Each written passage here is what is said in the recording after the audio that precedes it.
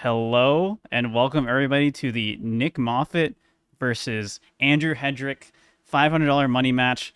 I am alone right now, but not really alone. I'm actually joined by Nick and Andrew right now. Let me show his feed really quickly. It should be there if I do that. Hi Nick, how's it going? Good to see you as well. And Andrew, also in the void of the voice here. Andrew, how ready are you feeling for this?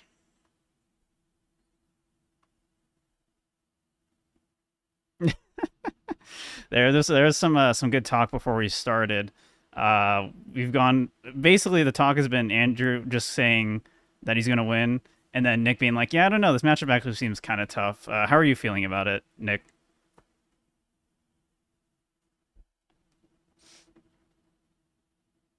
Game eight or so. Oh, they can't hear you. Sorry, my bad. They can hear you now.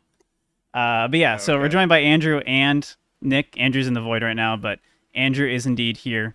Sorry about that. There's been a lot of technical issues before we started the stream because Mac is For apparently a sure. nightmare, and my co-caster is currently wrapping up casting another tournament right now. But we'll be here soon. We'll have Vic join us in just a little bit. But yeah, but how are you both feeling? How are you both feeling for this matchup coming up? Who wants to say first? I was gonna wait for Andrew. Okay. Yeah, I'm feeling pretty good today. I think this matchup seems pretty good. Ready to teach Nick a little bit about it, and we'll see how it goes. And then I've been practicing it a bit. Yeah, it seems pretty close. I'll try to take it to at least game eight, hopefully a game nine, all a right, 5-4 victory or something. I will be down for many hours of amazing Pokemon matches here. I know you were saying this matchup would be like, even if it does go that many matches, it still should only be like a couple hours because you think it's a pretty fast matchup. Do you still feel that way after testing it more, Nick? Yeah, I don't think the game should take more than like 20 minutes each, probably. So what's Sounds that? good. Tops I mean, it is tops live 3 hours. too. It is shuffling everything for you. It's pretty fast. I'm gonna go over the list That's true. really quickly. Go for it. So these are both playing your NAIC lists. Here's Hedrick's list that he won NAIC with. I think the notable thing that you both are talking about before the match is the lack of mana fee. How do you think that's going to impact the matchup for you, Andrew? Yeah, it definitely makes it a little bit more challenging if he goes first. He can threaten those Greninja plays a little bit sooner, which could definitely be pretty scary. But I think considering that we both don't have mana fee, we're both going to be able to get off those early Greninja plays, and that part should be kind of evening out. And then going over to Moffitt's side, Moffitt also no mana fee, which is another kind of interesting thing that can potentially matter given how turbo-y Andrew's list is. Is there anything in particular you want to point out for this list going into the matchup, Andrew or Nick? No, I think it's just a pretty standard, straightforward, consistent list. I don't have any other techs that like don't matter in this matchup, which is nice because I have Cloudrick Kennedy and Double Earth and Vessel. So just an added consistency there to hopefully get that turn two Greninja when I do go first. Yeah, it seems like a lot of people were saying on Twitter that this is kind of a coin flip feeling matchup. Is that how you both feel about it? Do you feel like it's that Yeah, close? I tend to agree, more or less. Yeah, I do going think that my first is deck a has big a advantage. few different options it could go for. Going second, that could be a little bit annoying for him. But if he gets a really good start For going sure. first, that could definitely be a problem. Gotcha. All right. Well, I think we'll just go ahead and go into our first game then. Are you both ready? I'm ready. Yeah, all All right. Ready. right. So I'm Again, this gonna will be a mute best of myself here. nine with these lists. They're going to do a coin flip to see who goes first. Normal Pokemon TCG stuff. And then they both want to go first every game. So if you're curious who's going to go first after each game, that's how you know. Make sure you both mute yourselves and turn off the volume for on the Twitch stream together thing. And then, yeah, looks like we're going to get into the game in just a moment. Very excited for this because both Nick and Andrew are extremely good players who are both extremely smart, and they're both playing some really interesting lists here that I saw a lot of both of them play throughout the both at NAIC and also kind of leading into it. So yeah, we have blue rectangle here. I can hide blue rectangle. Give me one sec. No, not that one. This one. Yeah, we're gonna have red rectangle instead. Are we chat? Are we team red rectangle or blue rectangle? Let me know in the comments below. So it looks like Andrew winning the first coin flip here is gonna get to go first, which according to the Twitter comments, that means that Andrew will win the best of nine. So everyone congratulate Andrew on his big victory here. Um, Looking at the initial draws here. Also getting some mulligans. Very exciting. Very, very exciting. Yeah, I'm on Team Red for a dead draw gaming, of course. See how many mulligans. Just the one mulligan here. Going to take a peek over at Andrew's hand since he is going first anyway. Did get the Iron Thorn start, which is like can be good in this matchup, but not really if you're going first. Now, I will note Andrew's screen display is a bit choppier than Nick's because Andrew's streaming on a Mac, which is actually why this whole thing was delayed. So Macs are a nightmare, apparently, for just trying to capture a simple application. Starting off here with the Buddy Buddy Poffin for 2 comb phase. Pretty normal stuff. Is going to do some prize checking here. Let's go back to red. I think I'm feeling red rectangle, honestly. We'll bring back the rectangle, or I guess we'll get rid of the rectangle when Vic, my co-caster, Victor Aung, joins the call. He's a Lost Box expert as well. Actually cooked up a very similar list to Andrew's for NAIC. Didn't actually go, but cooked it up with other people. So will be interesting to get his insights later as well. Looks like, not sure if that's a bunch of energy prize or if there's some in hand here for Andrew. Again, 4 Pokestop, really consistent list. Very turbo-y. Does have 2 Chorus in hand as well, and does have the switch. So at least can get some stuff rolling here. Does have the Pokestop in hand. And we're going to see the same thing we saw, that I saw personally at NAIC nonstop, which was, again, I mentioned in the podcast with him, but I sat next to him for like 4 rounds straight at the end of day 1 and the start of day 2. And there were so many games where I just looked over and he starts the game, immediately slams down the Pokestop and hits it immediately. So, yeah, did not get exactly what you wanted there off the Pokestop. I didn't see everything. I think it was a switch. Did discard a Chorus. Not sure what the third card was. Is going to go into the flower selecting now. Hands of Roxanne. Those are not really what you want to see here. Roxanne is very powerful in this matchup. Very, very useful, but you do kind of need the hands as well. So is going to favor the hands here. Going to go into a second flower selecting. Switch or Super Rod. Is going to favor the switch. Does have another Super Rod in hand already. And is going to go ahead and use that switch to get a third Comfy, get into a really strong position for next turn. Now, Nick's going to feel a lot of pressure here to get down to 3 Frigibaxes. Otherwise, we'll be put into a pretty scary situation. Is going to say goodbye to the Pokegear. I didn't see if Greninja was prized. It might actually be prized. If that's the case, then... No, he just played Heavy Ball, so he's fine. Yeah. Going over to Nick's side now. Interesting hand here for Nick. I am not a Chiampao expert. Iowa internet blows too. You know what? I would not be surprised. I would not be surprised. Although Andrew's like webcam share is usually totally fine. So it looks like leaning towards starting the Earthen Vessel here for Nick is thinking about it a little bit. Again, really needs to prioritize getting down to 3 Frigibax here. Should be pretty doable with that code or Cypher Maniacs. Cypher Maniacs code breaking. I know. Should be fine here. Doing the deck check now. Does have the Greninja. Does have the hands. Ooh, is that only 2 backs? Uh-oh. That's not good. Has to hope then that Andrew just doesn't get the Greninja here. Yeah, this is a huge, huge issue. Prizing a single backs there in a situation where your opponent gets like the perfect start is pretty tough. So we'll see what Nick decides to do here. This is my first time doing like online casting in a while. And I forgot how like awkward it is not seeing like players' faces, so you can easily tell who's who. So I have to keep thinking about which side I'm on, like which side we're watching.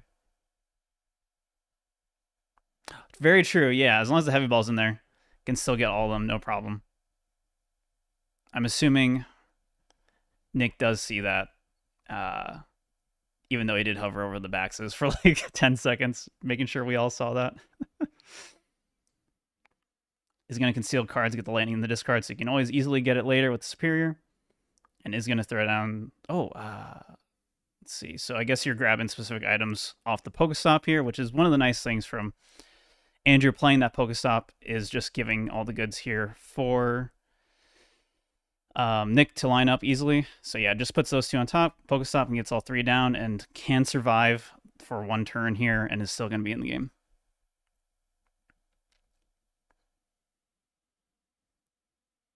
Quick little prize check here. We're seeing the bundle in there as well. Second backs, or one of the backs is candy,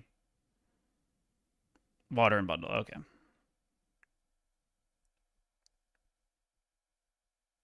So yeah, is at least able to get down the 3 Fisherbacks, but not able to do too much else this turn. Won't be able to potentially just lose the Bidoof this turn. We'll see how hard Andrew can turbo here. If maybe Sableye on the table this turn or not, but looks like we're just going to see a pass on over to Andrew's side. All right, over on Andrew's side, immediately into Prime Catcher. Going to hit the stop again here. Whew. You gotta love when Pokestop is a draw 3 card. Very, very nice. Yeah, trying to figure out how he wants to map out the rest of this turn. I'll leave it to the judgment of the expert here.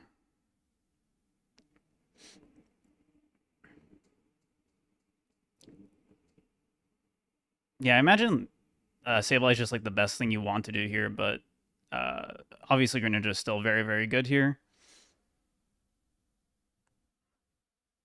I mean, I guess it is. It's going to be the same in this scenario, yeah. So immediately Colress into Sableye, so he's going to need to grab that. Can grab the Vacuum if he does want to turbo harder towards 10. Now, zoning the second rod here can be kind of scary, especially if you are going the Greninja route, because you're just throwing away a lot of energy and have to rod back in stuff. So it does look like he is leaning that third rod, or one of his rods, so he doesn't end up zoning 2. Thinking about it, running down the timer.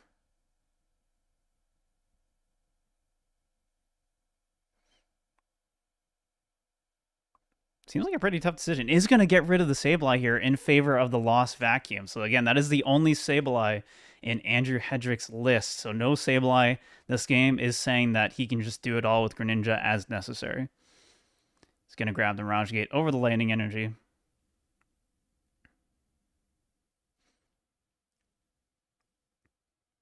we'll see how he decides to play out the rest of this turn here. So he's going to just immediately Vacuum here as well.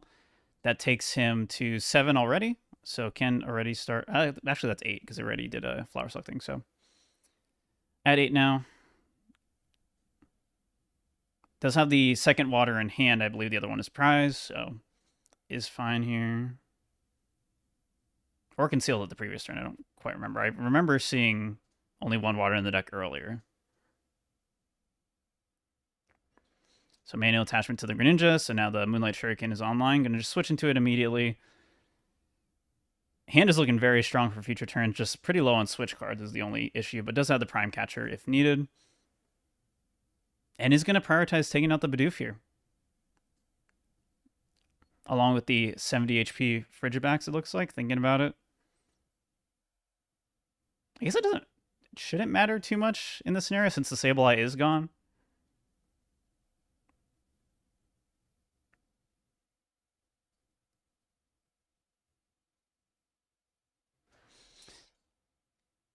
And does take 2 prizes here. Getting both the Water Energy and the Iron Bundle. The Water Energy is actually pretty nice here. To potentially rod back in other stuff if needed. So going on over now to Nick's side. It's back to the smooth, crispy gameplay. Did top deck Irida, so does have a lot of options this turn for how he wants to proceed. Looks like he was leaning towards just going with the concealed cards and then kind of seeing how that opens up the rest of his plays. Buddy Poffin and Pokestop, so Andrew vacuuming the Pokestop is potentially not going to matter here if it does go back down. Doesn't get a Poffin, so it can try to establish another Bidoof. Yeah, weighing a lot of options here for how you want to approach this turn. I assume you probably just want to go straight into hands here as quickly as possible and hope for the best. Yeah, KOing the Bidoof makes a lot of sense, taking out as much draw as you can. And you can still KO the other stuff later as needed. Just applying a lot of pressure to make it hard to set up another set up a B-Barrel at any point in the game. Although with no Sableye now, I guess it should be very easy to set one up now, unless it gets gusted, I guess.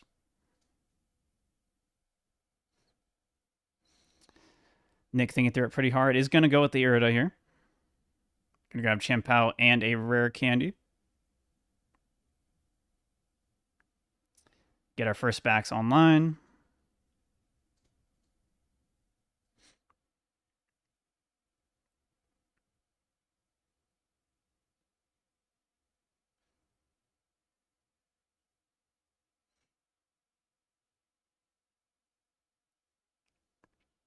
We'll see if that Iron Thorns ends up being a big issue potentially here for Andrew.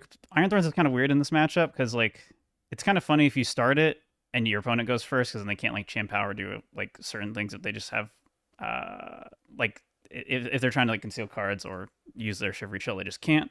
But other than that, it's not good. Unless you're just trying to like force your opponent to just have no draw on board when you're trying to do like a YOLO Roxanne play or something. Looks like the stream did kind of freeze here for a second.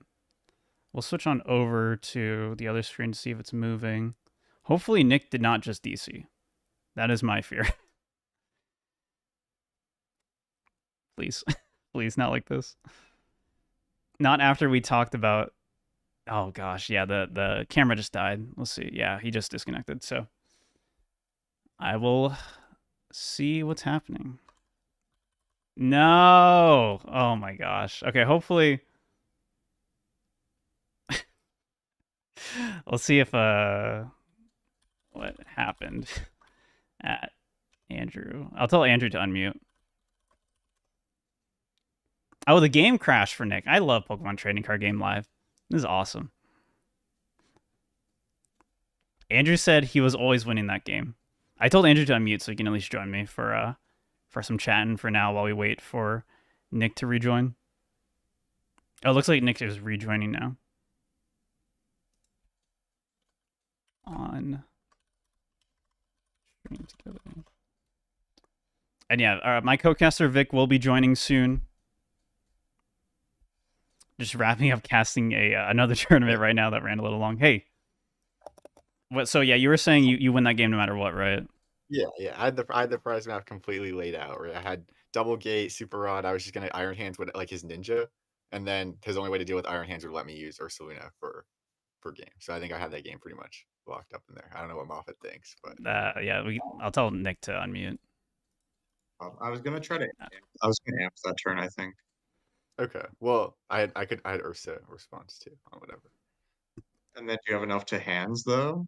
Yeah, I had all 4 gates. That's assuming you draw them. I mean, I can draw my entire deck. Yeah, there's 3 in hand already too. I had 2 in hand, and then I had like a chorus. And yeah, you had 2, and then you had 3, and then you I used had one. two. Yeah. I had 2 turns to draw for like 15. The game was over, bro. The game was shot. All right, that's fine. All right. Well, game 1 kind of ended a little early, a little preemptively, but I think we're ready to go into game 2 if you guys just want to go ahead. And hopefully there's no game crashing this time. It's very funny that it happened on the side of no tech issues whatsoever leading up to this. All right, yeah, I'm ready for the next one. I'll go first. Okay. Makes sense. Makes sense.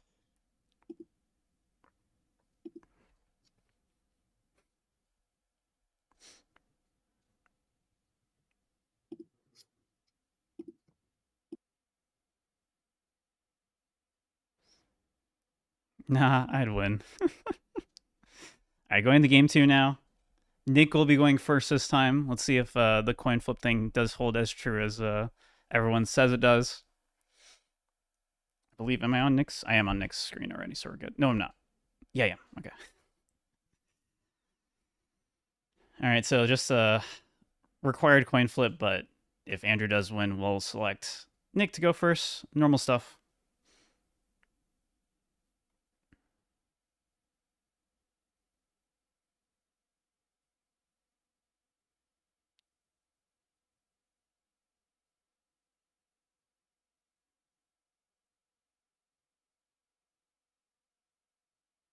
Also, I see Michael in the YouTube chat. If you still did want to join, I could have you on until Vic's ready, because it might still be like another game. So if you were interested, I'll send you the invite. Just let me know. Starting off with Shivery Chill here. Did not get the funny Iron Thorn start. Oh, you're still not home. Okay, no worries. No hands and bricks opening yet here. Although I will not be surprised if that happens one of these games. That Nick does end up going first. Looking to the deck. I didn't see the Pokemon for what was prized or what wasn't prized. Nick, kind of leading up into this, the first like 45 minutes, while we were like setting up and figuring out Andrew's tech stuff, Nick was just playing games solely to practice prize checking on PTCGL. Okay, it does have all Bidoof and Frigibacks. Again, kind of the unique thing with Nick's list compared to a lot of other Chimpao lists was running the 3 Bidoofs instead of the normal 2-2 line. I did not see B-Barrel there. Was not looking, though. Did anyone see if it was prized or not? We might see it on this Poffin.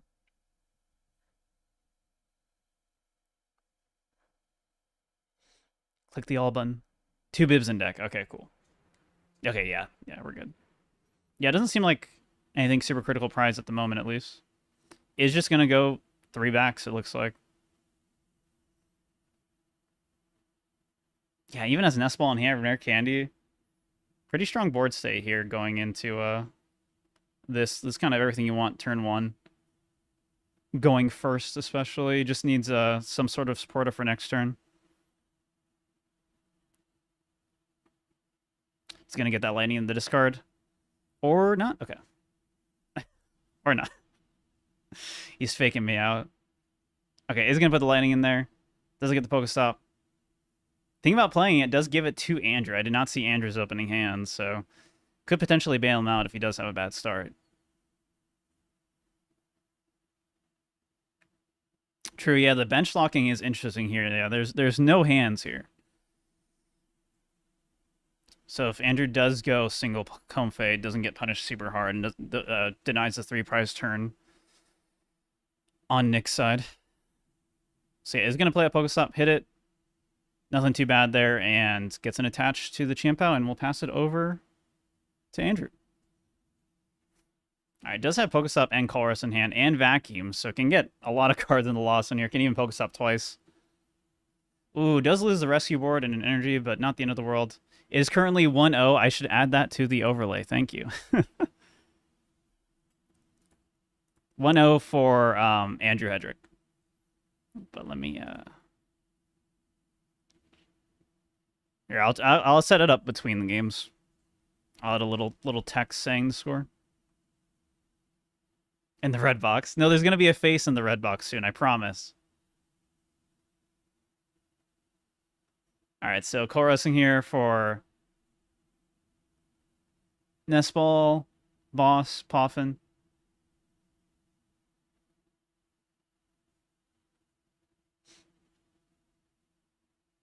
Then we'll see what he decides to do from here.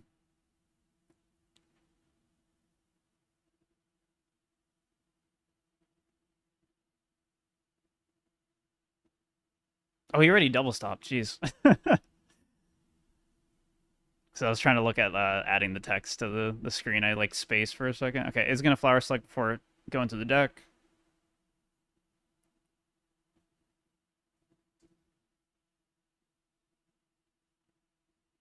I didn't see how many Comfey there were there. They are just playing their NAIC list, so no mana fees in sight.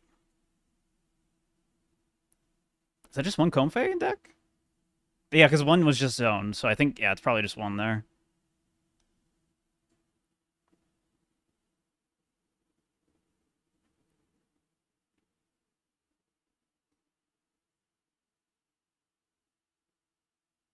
Yeah, we were talking before we started, and Hedrick was like, yeah, I was so annoyed when Andrew Gantner got into top 8 with him because Gantner had the mana fee in his list.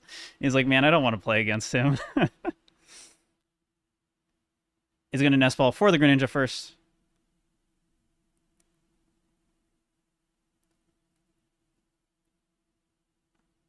And yeah, I think we are going to see that single Comfey action, especially given the fact that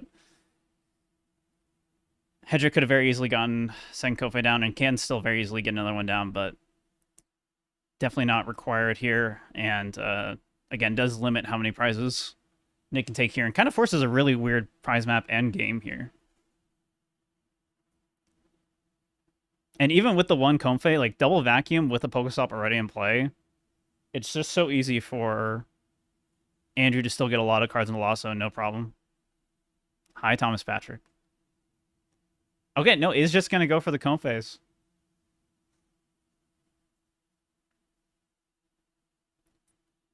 I'm not sure what else is in hand. Is there a gate or something in there? Maybe just trying to hit 7 here and accomplish an attack here.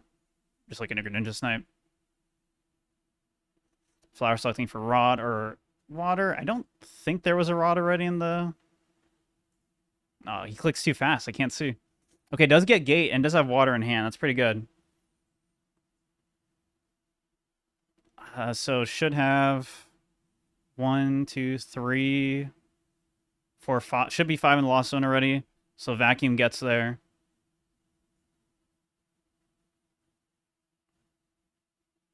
This is the other annoying part of like casting. Okay, yeah, there's 5. Like just not being able to click things myself. Oh, I need them to add a spectator mode so badly, dude. I need it so badly. All right, gonna vacuum away the heavy ball to get rid of the Pokestop, and is now at 7. So we are getting that Greninja attack this turn. Pretty lucky to just kind of draw into it. It's pretty interesting that Andrew decided that was like so important to just go for it no matter what here.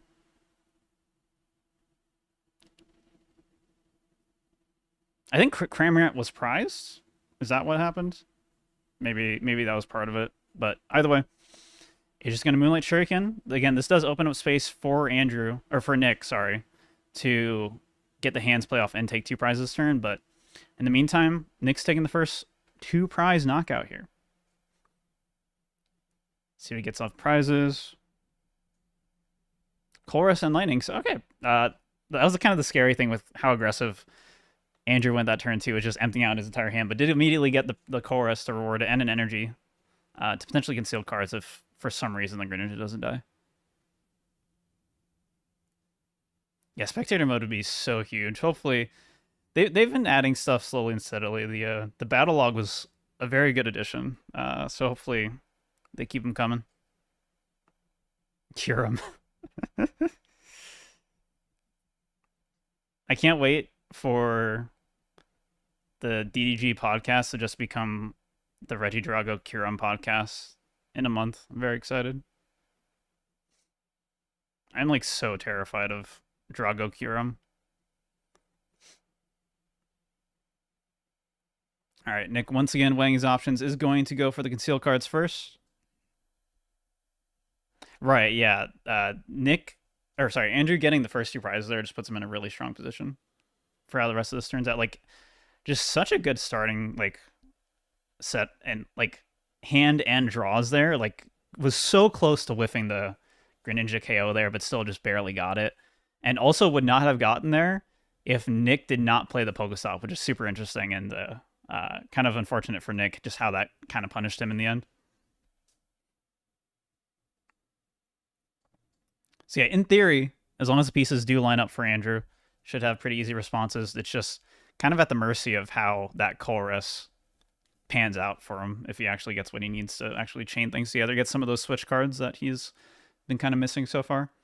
Gonna see the Cypher Maniac's code breaking. I have to like look at the card carefully and make sure I don't like say the wrong name, because I like tested with the card so much before EUIC, and all the translated names are like completely different from how it actually turned out.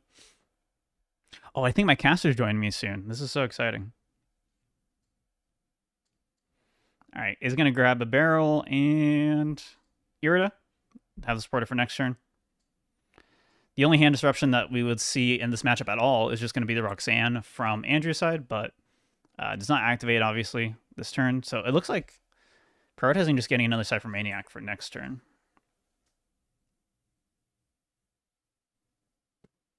Yeah, it looks like we are going to see the Greninja here as well. No need to hands here. And I think my co-caster is here. Vic, hello. Hi. Is it fine that I joined mid-game? Yes, you are fine. I'm gonna lower your volume a little bit, but you're good. Yeah, let me add your camera so everyone can see you. There you are. Everyone say hi to Vic. Hello. Vic just casted a bunch and then joined here to cast a bunch. So I did do that. Yeah. We are currently in game 2 right now. Let me go switch back on over. Wait. Oh, is that just a Hailblade? Oh man. Yeah, no Irida, so couldn't rare candy. Oh, super tough here for Nick. So catch me up. We're on game 2. Who Yes, won we're on game one? 2. Andrew won game 1, won the coin flip, won the game 1. Okay. Yeah. Technically, the game kind of ended early. Oh, let me put your face on this overlay as well. There you go. Technically, won game 1 because the game crashed for Nick, but Andrew did have like the path to victory pretty lined up, so wasn't too bad.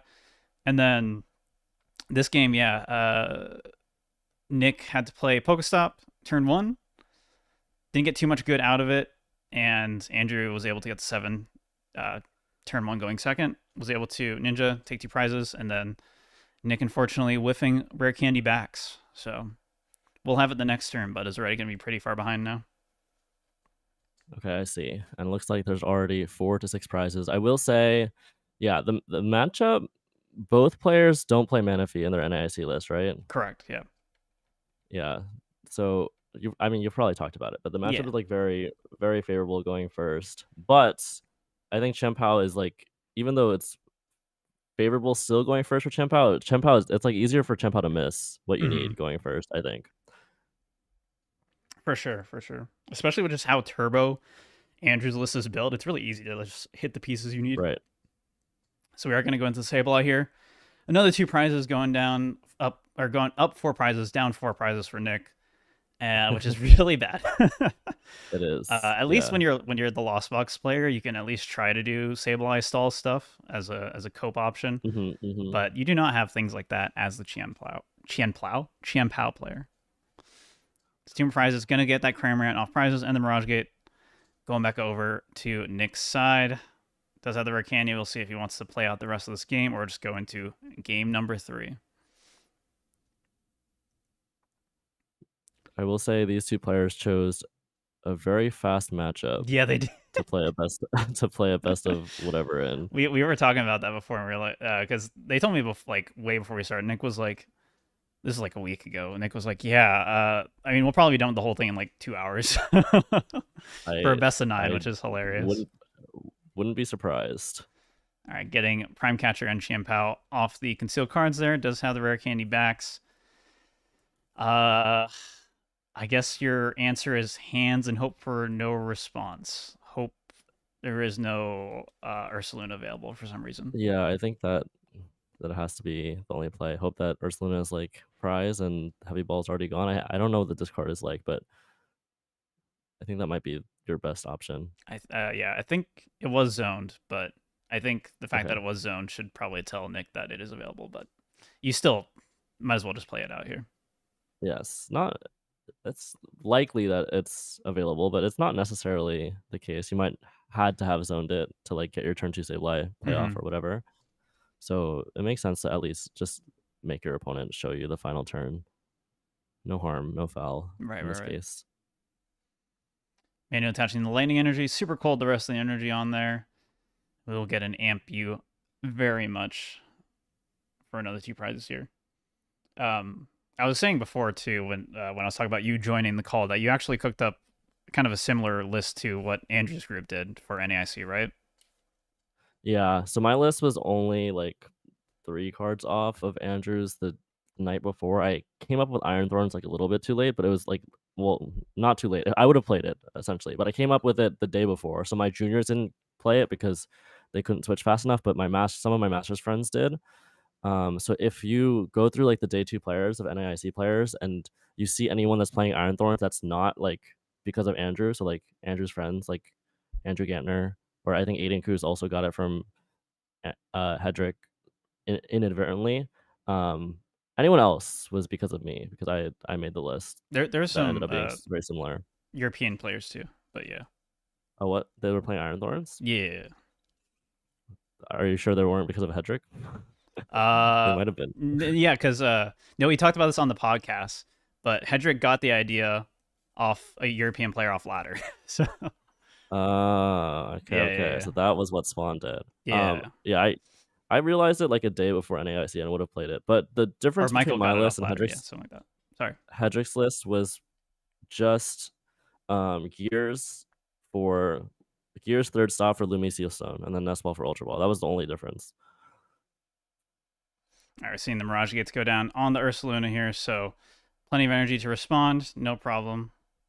Yeah, a lot of people Super came up odd. with the thorns and Gates. lost box idea in general. Even in Japan, people were doing like turbo lost box type things in advance. But is just going to throw on the extra energy on? Oh no, yeah, you need that energy because only 2 prizes have been taken, right? Retreats. Retreat, and then Blood Moon, and then that will be game number 2. So let me add a text saying it's 2-0. The deck was a really good play. I mean, obviously, Obviously, after yeah. Hedrick won with it, but made me sad that I didn't go to Let's NAIC. see. Not the tournament for me to skip as a Mhm. lost box enjoyer, unfortunately. Oh, there's not like a clean way to write this. Look how large that is, chat. Here, let me make it down. I think you should put it in the center of the screen, actually. Oh, okay. Let me Yeah. like right there. How's that? Yep, Let me know if yep, that yep. looks good, chat. I'll probably put this right above there. 2-0 for Andrew. Does that make sense? Is that like the right way to phrase it in the smallest amount of Yes. words possible? I guess so. Cool. All right, going into game 3. You could convey the same info with saying 2-0 for LZ, but technically Andrew is the one who's 2-0, right? So it makes sense to me. Andrew. Yeah. Sure. And we're getting the Ironthorn start again here for Andrew, and this is actually a problem because it is Nick going first here. So can't conceal cards. Oh my god, this might just be like the end right now. So yeah, just has to nest ball for Frigibacks here. China in chat's asking would have been better to go for Ninja rather than hands there. Obviously, it doesn't matter too much, but how do you feel about that? So instead of on the last turn, yeah, on the last turn, because hands technically requires more. I would have to look at the board state again, but I don't think it makes a big difference. Yeah, it's not a way. big difference, but like marginally better, maybe. Yeah. Because you're so behind in the game, you like definitely want a way to just you're playing for like a very small percentage out, and I think Iron Hands and hope that your opponent has prize Blood Moon might be your best out, if assuming that Heavy Ball was already lost zoned. So I think I probably would have done the Iron Hands play as well. I'm not 100% sure that was correct, but that's what I would have gone for. Also, no flower selecting or draw at all here for Andrew, because you can't nest ball for Ninja because you can't use concealed cards because you can't get out of the active. This is kind of like a top deck. It's just going to be attached pass. What is happening? And we're going to see Rare Candy backs attach like pass as well. Okay, Pokestop. But there's a Pokestop, so we can. But do you play it here? Potentially go for it. You might not. That's I actually don't think you do. Yeah. I actually don't think you do with your opponent drawing, like doing nothing, just attaching Psychic. I think you just pass. This is so scuffed. So you at least get, at least you got the Rare Candy backs down. It's more than you had last game, but I think you probably that's should. so tough. We're thinking about playing it. He's gonna play it. He's going for it. Let's see what he gets here. I mean, that's not really what you want here, though. You can nest ball for Chenpao, retreat into Chenpao. Well, you can't even use Chivalry Chill anymore. So what do you do? I would have just passed. I think. Yeah. And then make your opponent show you something before you play this Pokestop, in my opinion. All right, we're going back over to Andrew's side. Just has an energy. He does have the Pokestop, though. Let's see what he gets here. That's still not a switch card, so it was not the worst for Nick here, but does get it again next turn. Is just going to pass on over back to Nick. Hopefully, okay, Bidoof. Oh boy. I guess you just hit the stop again here, right? Do you? Yeah, you have to. Yeah. You have to. Yeah, now it's in play. There's no reason not to. Wow. That's pretty good. Fine. Yeah, that's good. You at least can attack here. How much damage? 180. You can nest ball for. Yeah. Yeah, it's just nest ball for max, right? I guess. Do you do that? Yeah, you have another superior in hand, so I guess why not, right? But you have to discard a superior to do that. Yeah, you have to discard a lot. It's kind of lame. I mean, you could also just grab the 3 waters and just swing for 120. Yeah. discard the lightning probably here. It's not as bad. what you would do. So you discard lightning and backs. Go into Chen Pao. Grabbing Looks a like Frigibax potentially. yeah, just gonna get a Frigibax.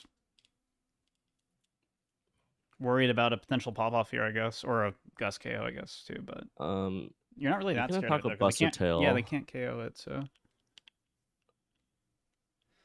You should attack with something though. I don't yeah, know what, but attacking with something is definitely key.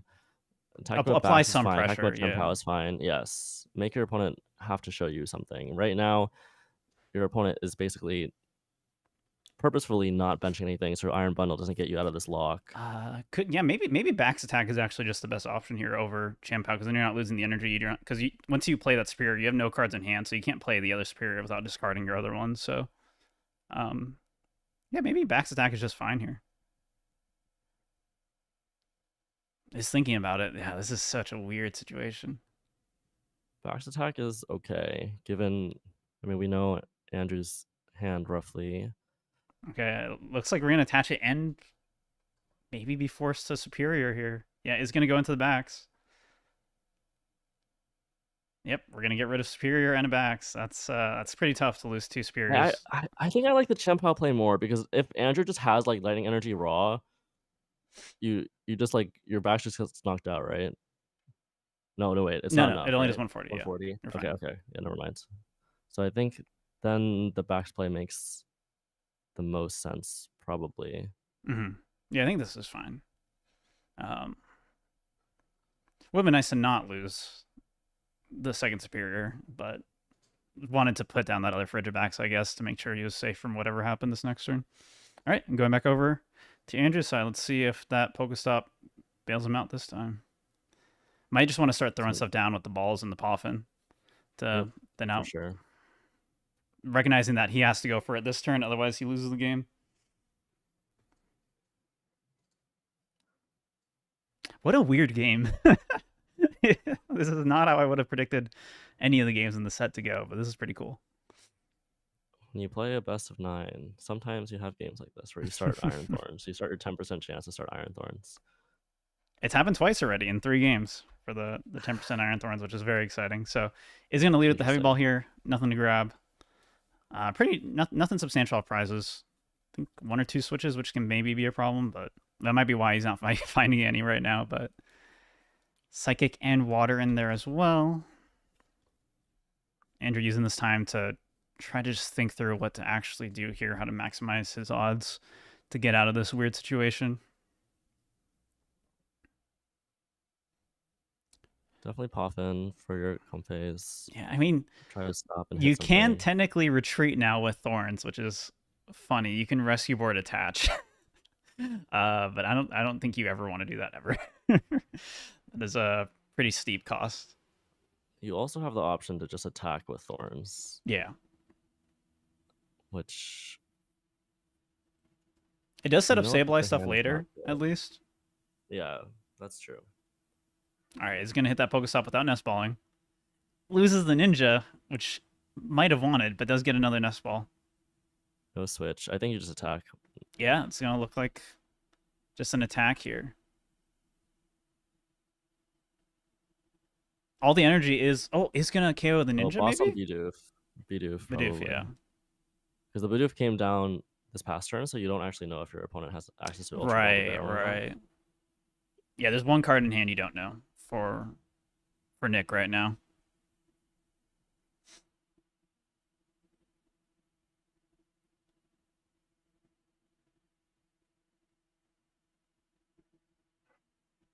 I think they're considering it. David on YouTube mentioning that you could have done if you did hit 180 with C-Pal, you could have Ninja the next turn to take 3 prizes, which definitely makes sense because, yeah, there would have had to been something to be put down. Also a very valid option, I think. All right, he's going to put an energy on the Comfy to have that, because, well, one, because you're forced to, but can at least use it to retreat, potentially. Not as good because the rescue board is in hand. Switching on over. Top Deck's Prime Catcher, which is... At least you get the Iron Thorns out of the active, actually, which is pretty cool. And we do have the Ultra Ball for barrel if we want to go Yeah. for that, but the hand doesn't really support that yet. You can Prime Right. Catcher and then Concealed first and then Ultra Ball. But I don't know if you want to burn your Prime Catcher on that. Maybe it's fine. Yeah, oh, this is so weird. Yeah, 130 is like such an awkward number on the Thorns because you just kind of have to do another big attack into it. You can't do a Greninja cleanup on it. I think it's fine to Prime Catcher Comfey, Mhm. Concealed, Ultra Ball, Barrel, and then like play for Moonlight Shuriken on your the two Comfeys. I think that's fine. Your opponent's at 0 in the loss zone, so like leaving them with the Thorns, I don't mind really. Mm-hmm. We're just retreating to get those energy in the discard first, which makes sense to me. And we're just gonna KO the two Comfeys, it looks like. Yeah, I think that's. Hopefully, you get to discard fodder here. And that's fine. Yeah. All right, so didn't have to lose that third superior, which is really nice. Does get the B barrel and can finally, maybe we'll see the supporter get played. We'll see. It's been a while. So it is looking like, I mean, hindsight's 2020. So I might have been better the way Andrew did it, but the way it turned out, it might have made more sense to go for the Bidoof. I think if you don't have Bidoof, you're kind of like almost not allowed to make this play. You probably do anyways, but it's much more concerning. Yeah, because you have nothing after that, and it's super, super scary. Yeah, very interesting to see the decisions both players ended up going for in this pretty wacky game.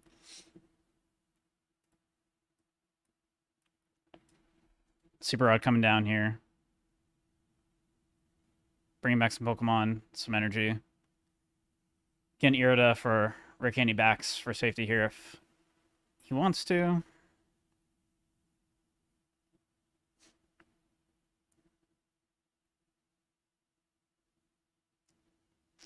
It's so it's so interesting how like both players are so limited with what they could do in these turns compared to like their own game plans, but there are still so many options, and like it's hard to really say like optimal play in those scenarios too. I would also Irida for Vessel here after that Super Rod. You know that you've burned too many superiors, so you're just trying to keep hold of those as best as possible. True, yeah, just try to not burn them. Yep. Yep, so is going to grab that Vessel.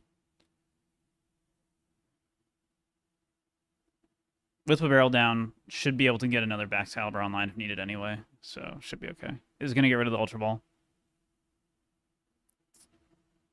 And we're going to see a Moonlight Shuriken take out two Comfey, and then Andrew's going to find himself in a very similar situation to last turn. I think does still have another Poffin in hand, so could just repeat the same thing, but hopefully we'll have a better answer here.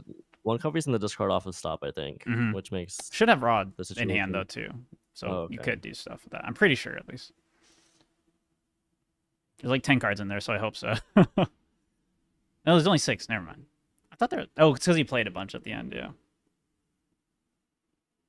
All right. 2 prizes here. Finally, the first prizes have been drawn. This is the slowest game so far. This might be the slowest game. And it does get candy off prizes, too. That's so good. All right. Finally, the first Switch card has been drawn.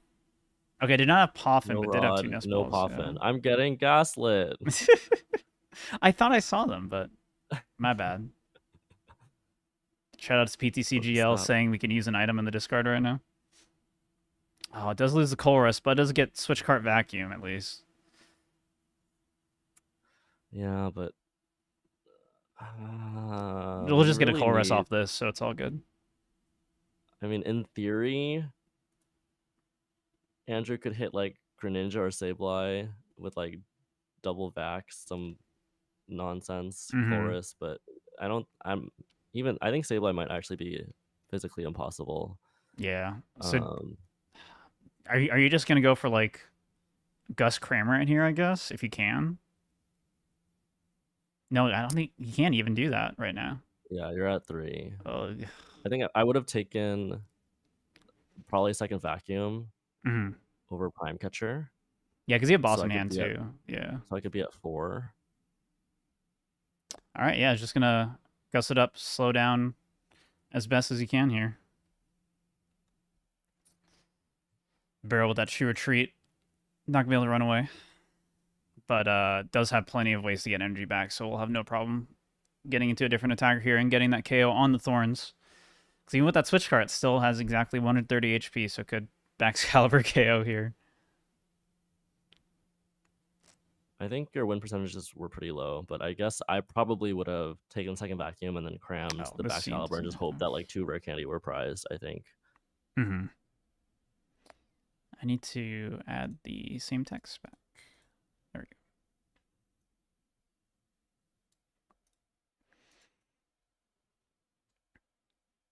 go. All right, 2 Ultra Balls and a Heavy Ball off of the barrel here.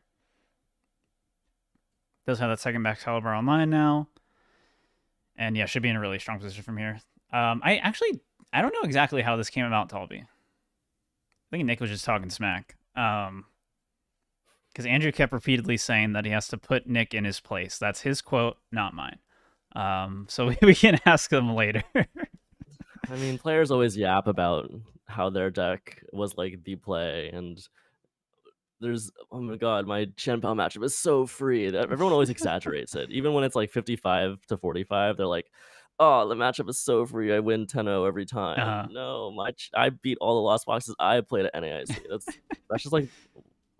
That's just how players talk, and I can imagine that kind of causes something like this to happen. Yeah, it's funny though, because like there's a lot of yapping, but it was all like, oh, this match was pretty even. Like that was kind of like the sentiment. So maybe that's the reason for it. It's a pretty even matchup, so it should be pretty fun to see games unfold. I did the play I mentioned before of trying to have double candy prize actually doesn't work because I forgot that Moffitt plays 4 candy, right? Which is why we saw Moffitt just discard 2 candy and not be concerned about it. I guess there's 2 were already played and then 2 just discarded. So all 4 in the discard now with 2 Excaliburs online. I think the game is over. Let's switch a little early. Boffa and Nespal. All right, so yeah, you can't do the Sableye stall Roxanne thing when you don't have any way to get to 10, unfortunately. Does get the draw 3 off the Pokestop. But I mean, you can do something similar with like Roxanne, Prime Catcher, or Cramorant. Ninja. Or Ninja, yeah, Cram, sure. Yeah. At least cram Either this turn or. while you build up your Lost Zone is like sufficient. So the game isn't over, but the fact that there is a barrel in play is like concerning. It doesn't really work when there's a barrel in play, I guess. So I can share during Andrew's last turn in the group chat. Nick said, "Andrew, I STG if you ninja me this turn," and then Andrew said, "Not quite," and was very far from that actually. So, all right, there's finally the super rods. They have been found, so we can get some Recomples down potentially. It's going to take Pokestop, Rod, and Sableye. Makes sense if you get your vacuum just to vacuum more stuff here. And then, yeah, how do you even do this? Are you rodding and comping first, or are you just flower selecting first to try to get other stuff? Oh, the vacuum's in hand already. I didn't even see it. Never mind. So how many are in the Lost Zone right now? 3. So yeah, he's set now, right? Wait, is that his Pokestop? No. Is it not? Okay. So does need no. You get to 4 here, 5. Yeah, not quite there. Flower selecting here. Cramorant Gate. He's gonna get rid of the gate. Hands is pretty interesting here. To go ahead and grab that. I don't think there's a really consistent route. Mm-hmm. It'd probably be, if anything, it would be like, yeah, Roxanne, Prime Catcher. I would have taken Cram, Roxanne, Prime Catcher, the backs. Hope that they don't have anything in their 5 cards plus top deck plus the barrel, and then Sableye the turn after to knock out double backs maybe. Mm-hmm. But we didn't take the Cram, so you cannot do that anymore. Right. Yeah, obviously Nick does have answers for basically anything this next turn, so we'll be fine now that Roxanne isn't coming down. And yeah, Andrew just pretty far behind here from how that kind of just like even just getting a little bit more in the loss zone earlier would have been massive here for him to at least give him some options to not be forced to chorus over Roxanne here potentially. But does Nestball for another Comfy after rotting them back in. Gonna do another flower select. Vacuum raw water. Vacuum does fix the loss zone count issue, but still needs other stuff. So it looks like gonna favor the water here.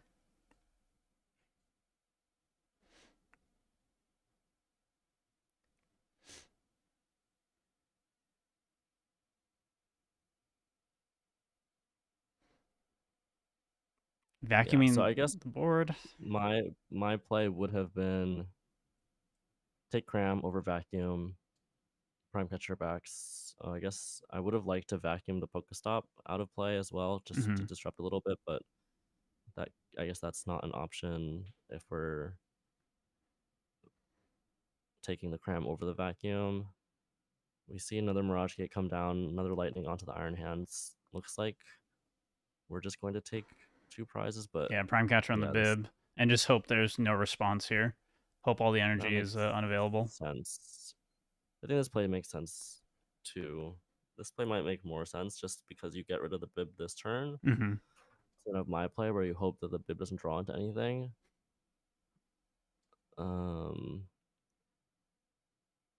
But if my play like ends up is a low chance to work, but if it does work, I think you win because you can knock out 2 backs at once, and there are still 2 prizes. But maybe not. Maybe Ninja would be enough to like just like slow attach and take your 2 prizes anyways, even if the backs are gone. Oh wait, this hand's way worse than I thought. Did he play the 3rd Superior? I guess so. At least does have the Viv Ultra Ball, so it's not the end of the world.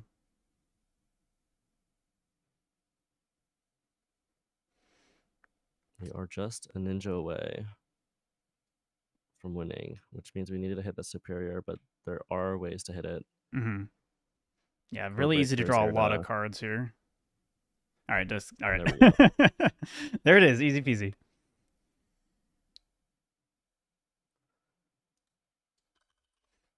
All right, so getting all that energy now off the Superior. And then we'll see Moonlight Shuriken take 2 prizes here, the last 2 prizes for... it's just going to do Chien Pao. That makes sense, too. Also fine. No, it's going to Shuriken. Okay. Either way. Nick is exhausting all of his options here. Gets to draw 3 off the Pokestop. Oh my gosh. Are they in a voice chat together? They're not. They're technically in the voice call with us. They just can't hear us right now. Okay. But they are in the group chat, and I think Nick's just soaking in his first victory of this set. And then we're gonna see the Moonlight Shuriken come down. Nope. No Super Rod. Okay. No. There's like a limit. Limit to the BM that you can. Yeah, this is risky. Andrew's saying, Nick, I hope your game crashes for playing a million cards. True. Doing this after your game crashed once is pretty dicey, but it works out here. And that'll be 2-1. Still in Andrew's favor. Going into game 4 now of our best of 9 $500 money match. So let me go update that text then. 2-1.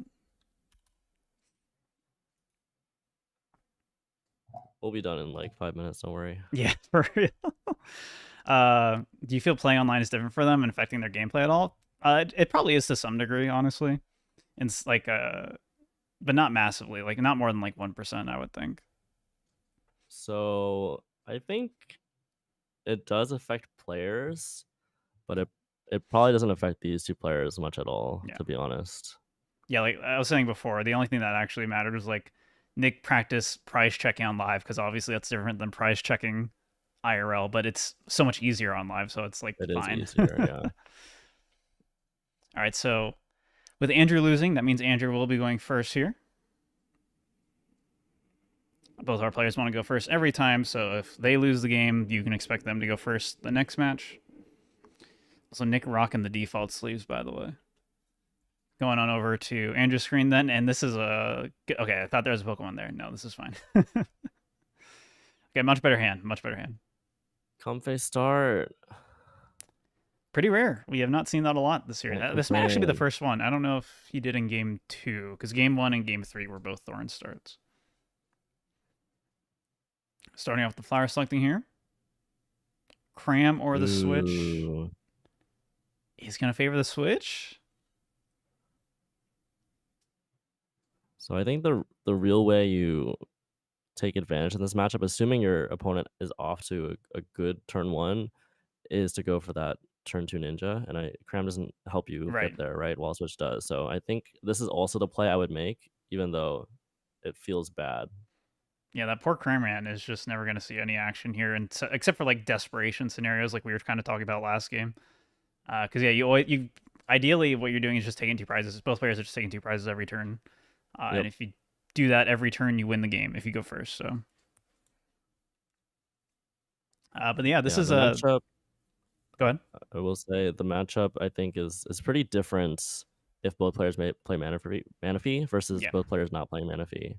I mean, it feels similar, but the tempo is just much different. Just going much slower. Yeah, without Manaphy, it's just so easy for either player to go 2-2-2, no problem. There's just very little that can stop them. Going to the prizes here. Prime Catcher in there. Didn't see the Pokemon, but probably nothing too bad. Given last time there was something bad, Nick just hovered over it for like 20 seconds. So yeah, it looks pretty okay. So just gonna grab the 2 waters there. Does have the Irida, so can have a pretty solid turn here, and can technically get 3 down, 3 Frigibacks down if he is really afraid. But it's always tough going against Lost Zone, because when they have a start like this where it's kind of slow, you're kind of tempted to just go a little risky and put down the 2 backs. But we know how fast this deck can turbo, especially when you're giving them the Pokestop for free. And those are not exactly the cards you wanted to So discard. now you don't have that option anymore. Frigibacks hitting the discard means that you can't even choose. Yeah, that's tough. Very unfortunate Pokestop there. Or Illusion of choice. Nick. Yeah. So yeah, it has a horrible Pokestop and gives it to Andrew, who will probably get much better cards with it, because that's what always happens. So Irida first would have been safer. I don't know if it's better, because the Pokestop does inform your Irida choice, of course. Mm-hmm. Looks like he's gonna favor the Rod here to get both Pokemon back in the deck, both the Frigibacks and the Ninja. So I can still put down 2 Frigibacks here, no problem. So there are kind of like different breakpoints of safety as Chien-Pao going second, turn 1. So you need at least 1 Frigibacks to have a chance of playing the game next turn, like have a chance of attacking. But that's susceptible to Prime Catcher, Cram. And then your second breakpoint is having 2 Frigibacks. And that's susceptible to Greninja or turn 2 Sableye, depending on if you have 60 HP Frigibacks or not. And then your next breakpoint of safety is 3 Frigibacks, which is like the most safe, but hard to accomplish sometimes, as you can see here. And sometimes you have to forego a Bidoof to actually get that safety of the third Frigibacks, and that level of safety like might not be worth not being able to draw cards. So that's something that Nick is thinking about balancing right now. Playing the Ninja, seeing what he draws off of it, but we might only have 1 Frigibacks down, which makes potentially Prime Catcher / Boss Cram an option. Right. Yeah, Nick really thinking through his actions here. A lot of money on the line, so definitely taking his time to think through it. Gonna grab that Ninja though. Is the money coming from their pockets? I think at least partially it is, yeah. Okay. Because Nick was saying he only loses a certain amount of money if he goes second. I don't remember what he said, but or if he loses the money match, but yeah. So there is stuff on the line, although Andrew did just win $25,000, so it's probably less stressing. All right, conceal cards for water and a Pokestop there.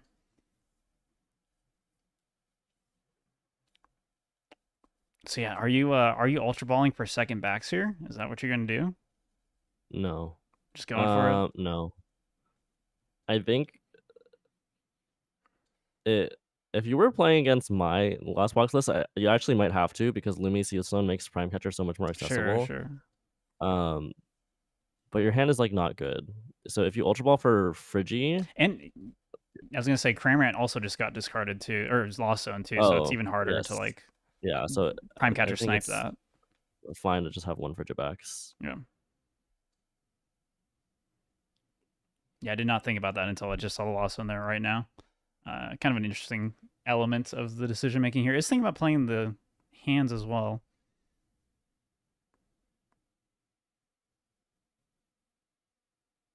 Just to get the attach off? Yeah, makes sense. Okay. So we get a lightning attach on it and is going to be ready to hands next turn and hoping for a slower start here for Andrew. Also, the hands does make bundle plays a little bit more awkward as well, so I guess that makes sense for that reason. Does Pokestop here. Has a nest ball. This is a Pokegear, so should be pretty good odds to hit a Colress this turn. It's just going to go for it first, it looks like. And does hit it. All right.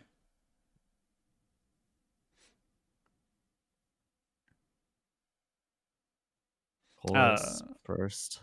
Yeah, someone in chat was asking. You're in a good position to answer this. How do you think Hedrick's Lost Zone box list goes against or does against Tord Zard deck from NAIC?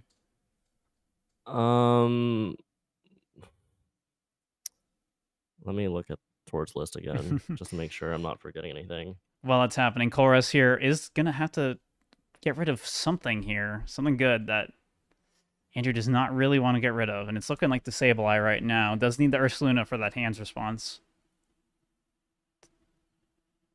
And does really want to take the Ninja so like potentially Ninja this turn and just win the game instantly.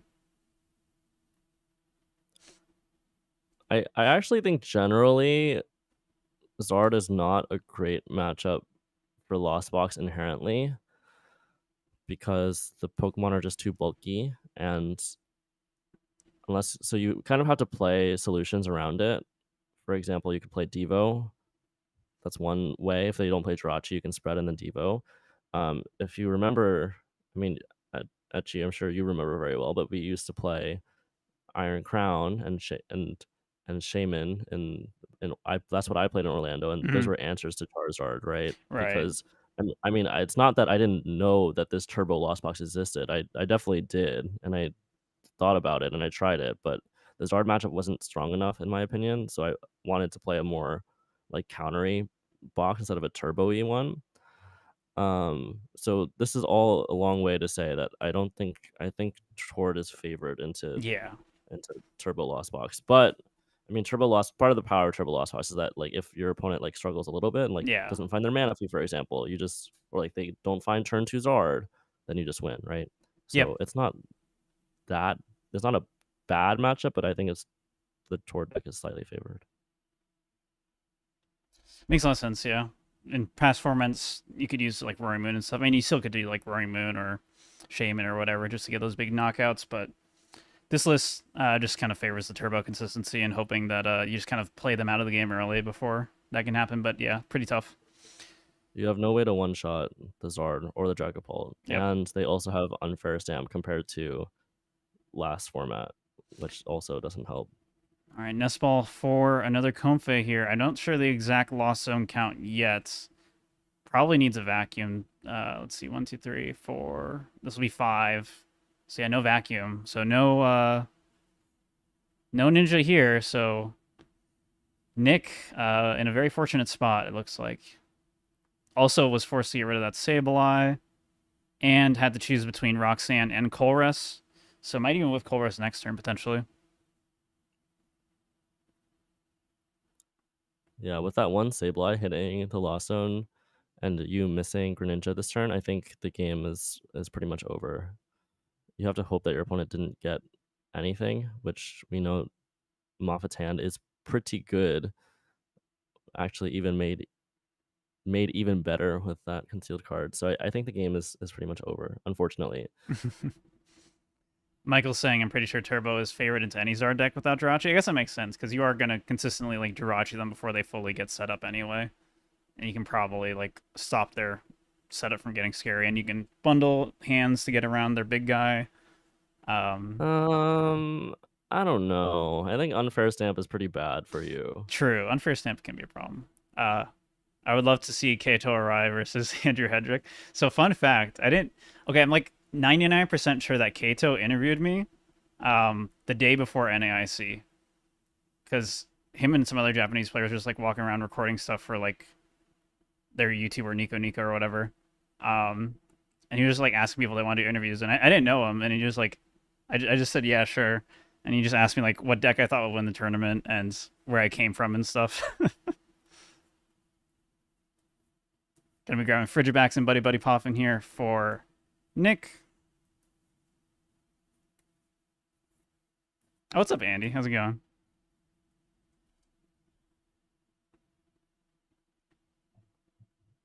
Where do I read chat? Is it on YouTube and Twitch? It's on right YouTube now? and Twitch, yeah. What a pain. Just kidding. That's fine. So Baxcalibur online now. I think we're going to see an Iron Hands here. Just a feeling. Actually, is there enough energy?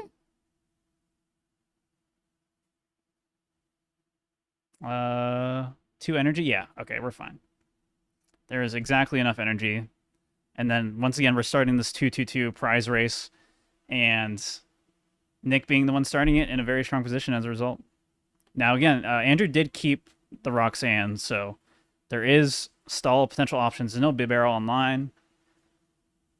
Okay, we're just gonna go for Ninja. That also makes sense. Either one seems valid here.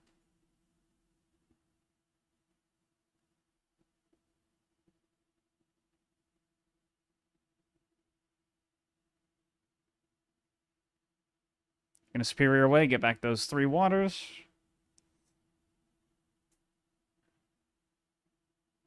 Let's see, probably benching the Bidoof backs, maybe.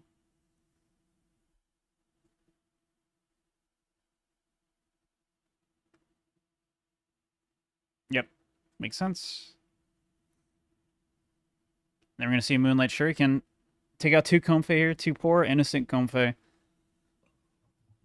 Putting Nick on a very strong path to win the game if putting Nick on a very strong path to win the game if Andrew can't stop him. Yeah, I think it's tough. I think the game looks to be pretty over without Sableye access. Right. Like you said, there's always, like, that was zoned, right. right. Yeah. That's there's always like a way to come back into the game as Lost Box. That's one of the nice things, and I have won sets against Chimpao in that way. But without Sableye, your options to come back are pretty much nil. Yeah, I definitely had a lot of games that I won off of Roxanne's Sableye counter catcher during EUIC. It was very silly. I won a lot of games I should not have. But yeah, Andrew's gotten some really like tough loss zone decisions already this series. Just has been forced to loss zone that Sableye so many times already. And the Kramer Michael too. says the matchup between Zard and Turbo is still somewhat close when they have Jirachi. No Jirachi feel like you just easily overrun their board. I'd have to play it to be sure, like a lot, like 20 games, and actually just see how many times Lost Box wins. But if your Turbo Lost Box doesn't have a way to KO Charizard, they don't have to bench stuff. Like you have to like do damage before they bench things, which is annoying. And it's not like Blood Moon is a great attacker into that matchup. Plus, unfair stamp in general, I think, changes the matchup from last set, from like Orlando LA meta. So I don't know. For me to be sure, I'd have to play it 20 matches, but my thinking is that it's somewhat Zard favored.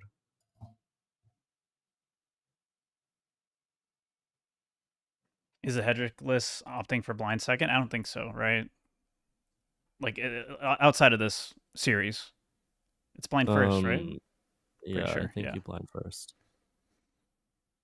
I'm pretty sure that is what I saw at when I was sitting next to him for multiple rounds. And that's typically what you want to do with Lost Box anyway.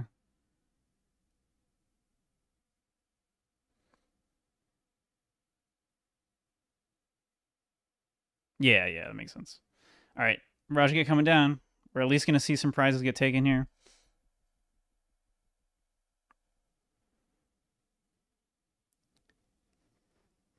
And we'll see if... So yeah, now we're just kind of banking on Nick not having a response to his hands. And that's basically all these games are going to go when you don't take that first 2 prize knockout and your opponent does. You just hope your opponent does not have the proper response, and then you get away with 1 more attack and then you win the game. But yeah, I think I mean, this game is pretty much in the bag for Nick, but it makes sense not to scoop early because one, there's no advantage to, but I think you do have like the win condition of 2 barrels reprise or something crazy like that, so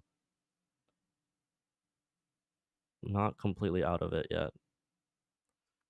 All right, switching back on over to Nick's side. Debating what to send up here.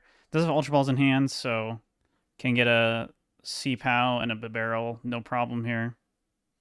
But can also just bundle Iron Hands for like the easier response, but just needs to get Superior or some other way to get some energy in the hand for that.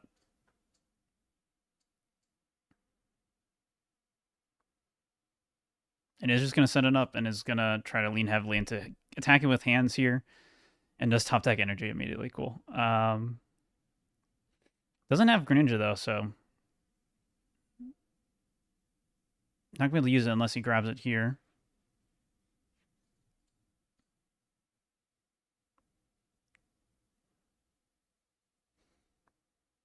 Yeah, I think these are the correct discards. I mean, you can keep the Ultra Ball or discard it potentially, and then you can play your Double Rod just to draw one more card off the barrel. But if you keep your Ultra Ball, you get to potentially search out your Greninja. Yeah, I think keeping the Ultra Ball makes a lot of sense here. Wants to get some energy back in the deck, but not too much, it looks like. Definitely need to leave 2 in there for Superior in case you hit that. Gonna super hold the energy just to thin out the hand even more, and then we're gonna draw some cards here and hopefully draw something decent.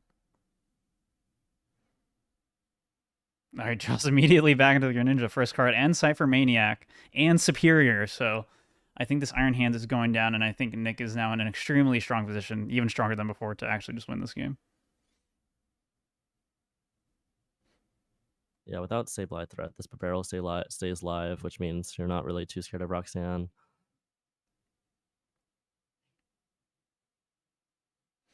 You can even, Cypher Maniacs to set up. I just remembered into something that I have. How do you spell Cypher? I forgot. I got it. I forgot I had like the card display thing, so I should be using that to explain stuff. Although I think a lot of people here know what these cards do at this point, but still a good idea. Can I press the button to show cards? You cannot, but you can tell me. Darn. And I can press buttons for you. Yeah, but it's not as cool as it just showing up randomly. Yeah, you'd have to be behind the scenes magic. On premises with me to achieve that effect. All right, we're seeing the Cypher Maniac get split 2 cards. Any 2 cards on top of the deck. He's looking at Nestball and Hoffin here. Just get another Bidoof down, I guess. Yeah. Makes sense to thin those cards out. You want both Shenpao and Bidoof, I think, this turn. Alternatively, you could go for Rare Candy backs in case Andrew does something like Lightning Attach, boss up backs. Lightning, Prime Catcher, Roxanne, KO backs, I guess. Conceal cards going, so it does get both those cards. Can't bench both Chien-Pao and the Bidoof then because of having to bench the Greninja there. So it looks like he's going to lean the Chien-Pao then, and then does have the Bidoof potential for later. Oh, no, it's for discard fodder. Superior. Gotcha. Yeah. Yeah, makes sense. All right, so there's our energy.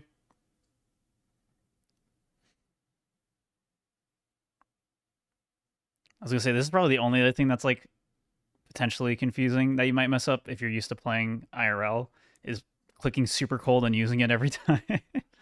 Yeah. Everything else should be like pretty normal, pretty okay.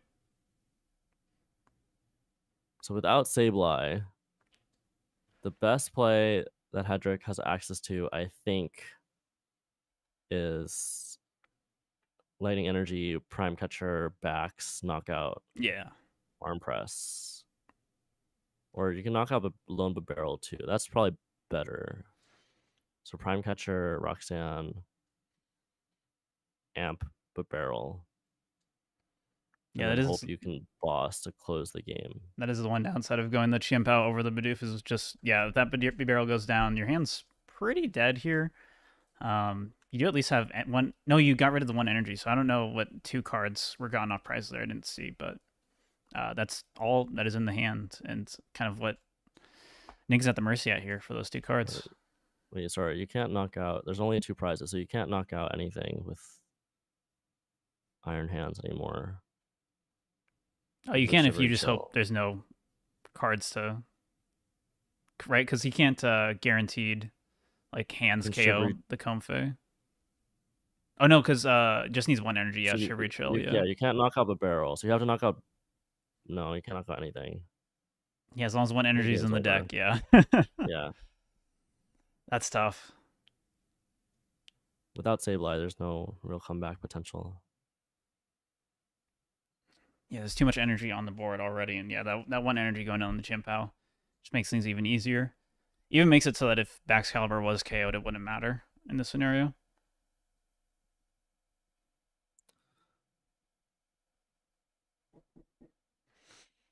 Oh, I have to pick up the door really quickly. 1 second. Chat, quick. Say nice things about Etchy while he's gone. So we see the Super Rod from Andrew.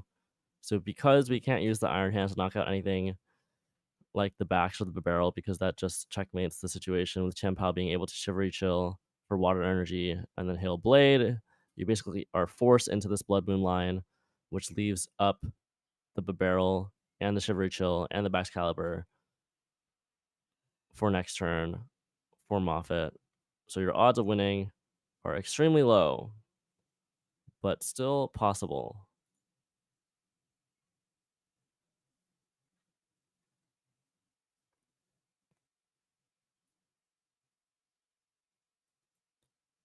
We have a question about what decks will be strong for the beginning of the new season next month. So, beginning of new season without the new cards for Worlds, whatever was strong for NAIC, I think remains pretty strong.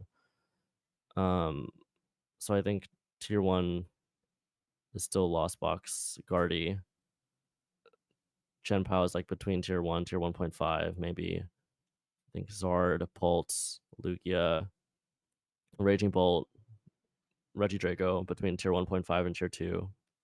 But I think if you are able to play one of the Tier 1 or Tier 2 decks perfectly or close to perfectly, and you're really comfortable on it, I would just play that. I wouldn't switch.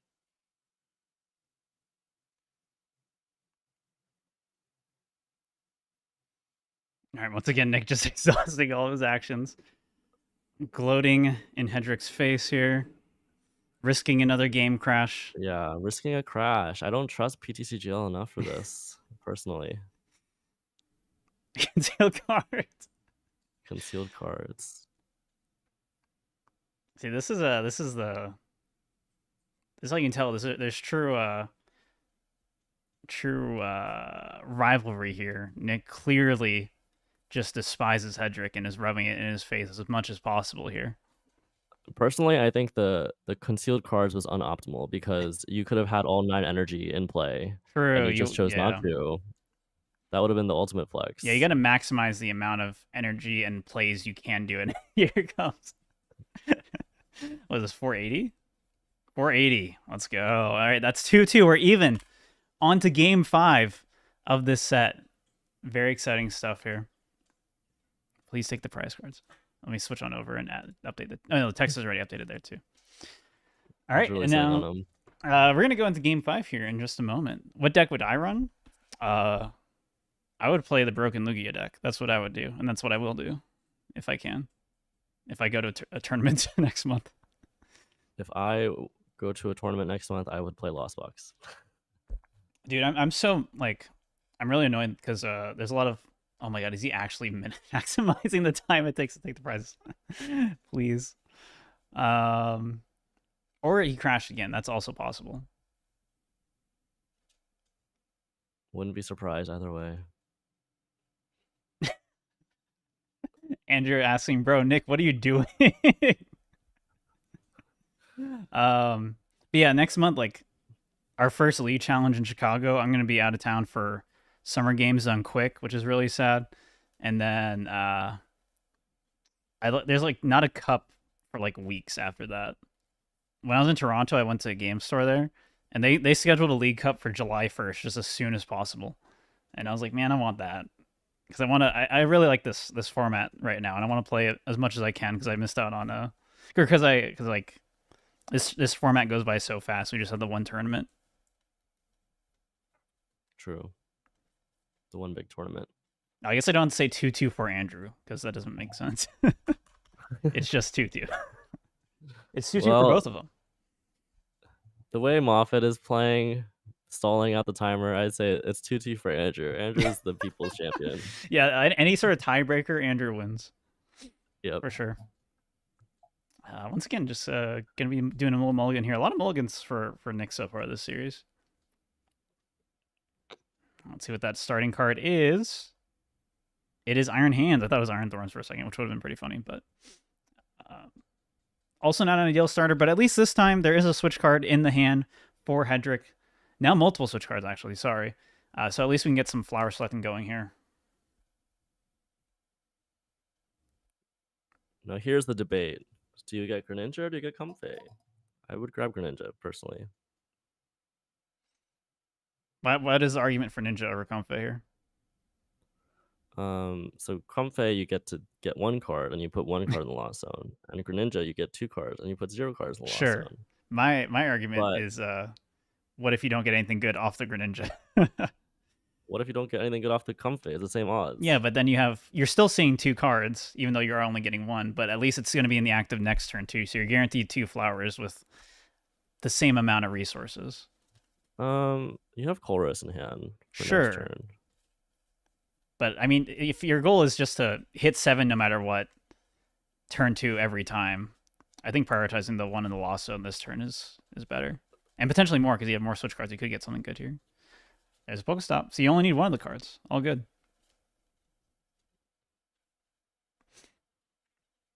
And we'll see what's... All right, go buy Cramorant again. I would be happy just ninjaing for 2 and then not playing this Pokestop yet, personally. Let me switch scenes. All right, should be pretty safe here as long as the Frigibaxes are like all available. Or no, yeah, because you would need either Poffin or if they're not available, you need like Poffin and Heavy Ball, which you don't have guaranteed here. So should be able to get 3 backs down if scared.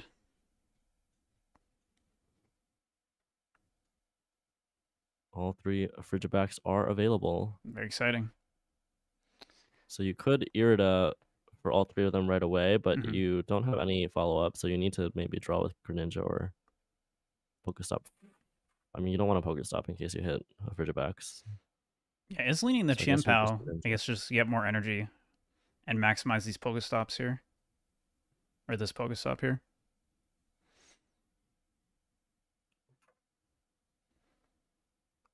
Is Greninja not available? Greninja's active. Oh, duh.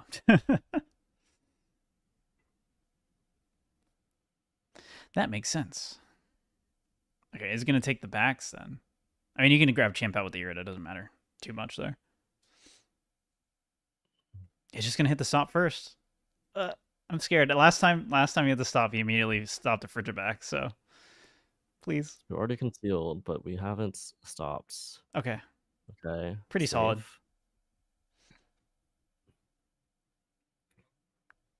So Irida now could grab you Chien-Pao, but it could also grab you Poffin, Bidoof, Frigi plus Frigi. So you could get 3 Frigi Bidoof, or you can get 3 Frigi Chien-Pao, or your 2 choices.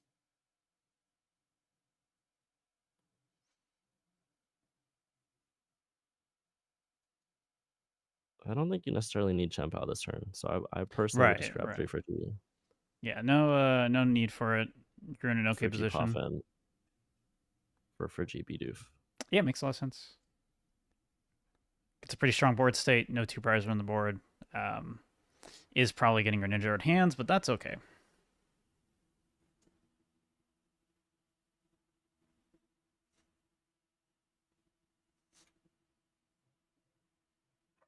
Oh, is going to immediately hyper blower just to make things more annoying for Andrew here. It does force more switches out just to get more in the loss zone. Fortunately, Andrew does have plenty of switches, but that might cause problems when trying to hit 7 when you don't have any vacuums in hand already.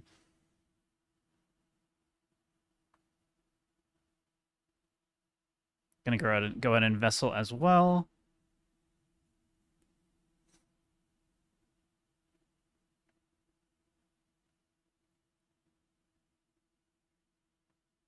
The 4 rare candy thing keeps catching me off guard. It's so many rare candies to have in CPAL, but it seems pretty strong. There are a lot. He's been able to just like discard the rare candies no problem all the time because he just has so many. Kind of like the idea of Silene more, like the list before Twilight Masquerade played. Mm-hmm. But it is true that there's a risk that Silene can get discarded from Pokestop and Rare Candy Right. can't. And of course, you might get double tails of Silene also. That's also something that could happen. Yeah, in this specific matchup where your opponent's also just putting or basically Pokestop is in play every turn in this matchup, unless it gets vacuumed by Hedrick. It makes it a lot easier to just draw into your candies without needing Irida or whatever.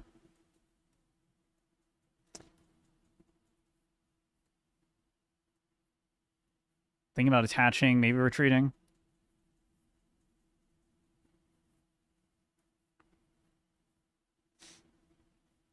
Might want to try to keep the Greninja alive.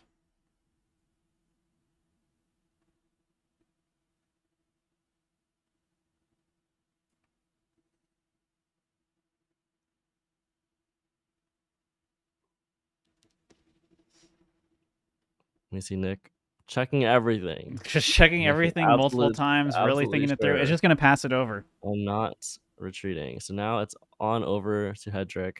Chorus in hand. Pokestop Immediate available. Pokestopping first. Ooh! Nice. That is really good. Wow. Is this Andrew's Pokestop or it is Nick's? Andrew's. It is Andrew's. Okay. I wish there was a way to tell like easily from PTCGL. All right, finally the Sableye is not hitting the loss zone. This is so exciting. I'm so happy for now the Sableye. question is, do you grab the second vacuum or do you grab the Super Rod? We don't have any gates left. Sorry, yet. Yeah, not That's yet. the real concern right now.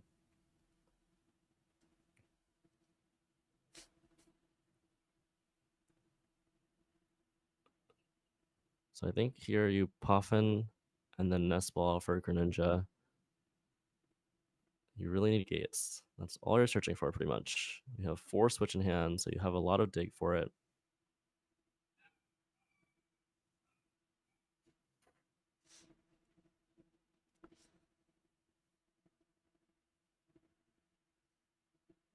So it did end up taking vacuum. Got it. Okay. Yep. Nest Ball for a Ninja now.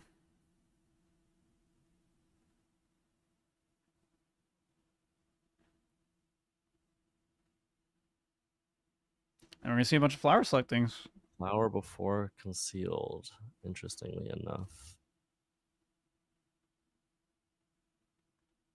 I guess with 2 vacuums, you have the option of Sableye this turn instead of Greninja. That makes sense. Yeah, that makes sense. So you want to keep the Psychic. You're at 4 in the lost zone, and then double vacuum gets you to 8 plus your 2 comfies gets you to 10. Yeah, especially with just no gates in hand, makes a lot of sense. Just gets another switch there, so it does have plenty of switches. And yeah, we can at least see the Sableye here, which it looks like is probably going to have to happen if no gates or anything better is found here. But that's totally fine. Still get your 2 prizes. Initiate the prize trade. Prize race. And still going to be a really strong shot. Wow, he literally got like all of his switch cards this turn. Easy decision there, getting the boss's orders. All the gates on the bottom. Doesn't matter. We're hitting 10 in the lost zone this turn. What do we vacuum away, though? Switch card? No, the boss. Wow. Yeah, we've played so many switches. You kind of need them. True. Just to play the game at this point. Boss is really best for comeback modes, but in theory, you can win this game without it. Right. Yeah, bundle's usually enough to get shit to like fix whatever's in front of you to be okay. Gonna take out the Bidoof and a Frigibax. 2 prizes for Andrew. Has there been like a one prize KO at all this series? I don't think so. I don't think it's happened. Maybe we'll see one eventually. We get another weird Iron Thorns game. Now the hand is pretty awkward without any Bidoof. That's the advantage also of. Sure, we didn't hit the Mirage Gate, but we did hit the turn 2 Sableye, which does mean Very strong. no Bidoof, which means no Barrel, which means we don't currently yet have access to Rare Candy. I mean, we wouldn't have access to it regardless, but Ultra Ball for Barrel makes it so much more likely. Concealed card for 2. It needs to hit Rare Candy, and it does. Wow. Pretty clutch. Pretty clutch. Yeah, this is going to be a pretty tough concealed cards. They're already down 2 Irida. But that's the magic of 4 Rare Candies. You just are going to draw into them way more often. Nick, fortunately, drawing into one there. And can at least Greninja this turn. I think, actually, is there energy in the discard? There's a lightning. So, yeah, it's technically fine. But what do you do with your Ultra Ball? Because you need some sort of follow-up for later, right?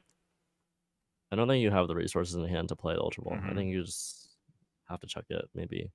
Maybe you don't need the Prime Catcher necessarily, so you can get rid of that. But I would imagine you have to Shuriken this turn. Oh, it's Prime Catcher. So Okay, Prime Catcher up the hands, Shuriken, the Sableye and Comfey. We know that Hedrick played like 7 billion Switch, so this play makes sense. Unfortunately, not predicting that there are 2 more Switch cards in his hand, but still could be kind of a weird situation. Still does apply some pressure to Andrew and is going to burn even more Switch cards here. And yeah, we still know 0 gates in Andrew's hand, so can't just immediately hands here or anything. Gonna manually attach that lightning to Moonlight Shuriken with it.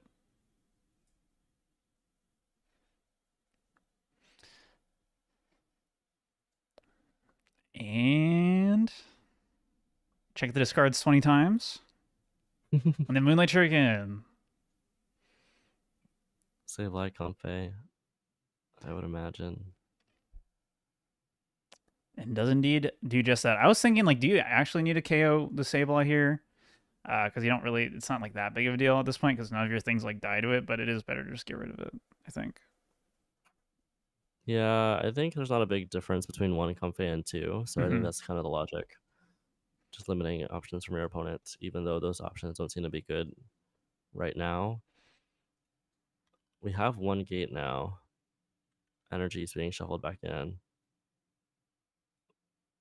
But we need to hit one of those energies before we can actually attack with Iron Hands. So it makes sense that we shovel them back in. Actually going to hit a Water Energy. 1 Super Rod has already been lost owned. So this is the second hitting the lost zone. 1 in the discard. So only 1 Super Rod left, which can get pretty dicey. So how do we close out the game after this? I would imagine... Well, it depends on what Nick draws and plays. But I imagine Nick would go for Chen Pao, knockout Iron Hand, and then you just Blood Moon to win the game, potentially.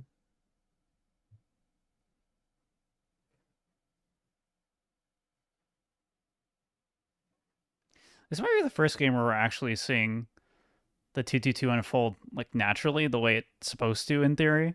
Because every other game has kind of been like weird things happening or one player getting like pretty far ahead early. There's that 4th Super Rod and a Mirage Gate. Pretty nice cards off the prizes there. Going back over to Nick's side, does have to promote the Bax Caliber. So yeah, you just, I guess you're just Shan-Powing and hoping, right? Not much else you can do here. You could Pokestop and try and hit.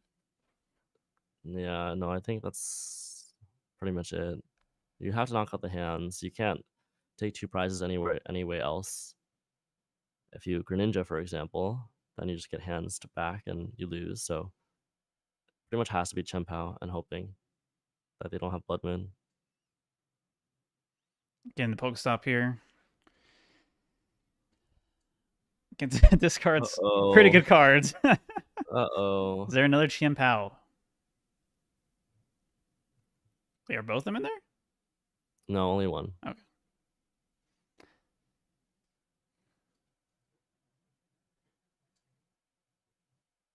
Yeah, unfortunately, Andrew does immediately have the Ursulin in hand. There's no hand disruption on Nick's side ever, so he's just going to Superior here. And then Ultra Ball.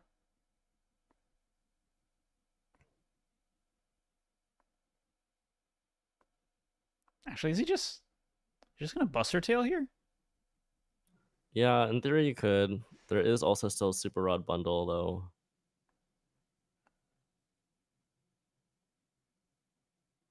Right. On Andrew's Nick's, side, yeah. Nick's checking to see if something like Heavy Ball has been lost on or discarded, which means that you have your out to potentially win the game with Blood Moon being gone, but not the case. I think there is Heavy Ball still, which makes this play sketchier. Mm-hmm. But I don't think Buster Tail is much better at all, even so. So I think you kind of have to just do this and pray. Yeah, Shivery Chill. Wait, you just don't have the energy though, right? So you have to Buster Tail because you're committed at this point. Yeah. Oh, If you like no Ultra Balled energy. immediately, then yeah, you could have. But does have to commit there. So now we got the Chimpa, which means you can't bundle for 2 prizes. Yeah, and doesn't have So enough you'd have- energy. Like the gate alone doesn't get you enough on the Ursaluna to take a KO there either. Because Nick not taking any prizes. I think you Pokestop. He's gonna go straight into gate. What are you gating onto? I don't know. I have no idea. I guess just onto Iron Hands to do arm press. Oh, true. Yeah, you can arm press at least.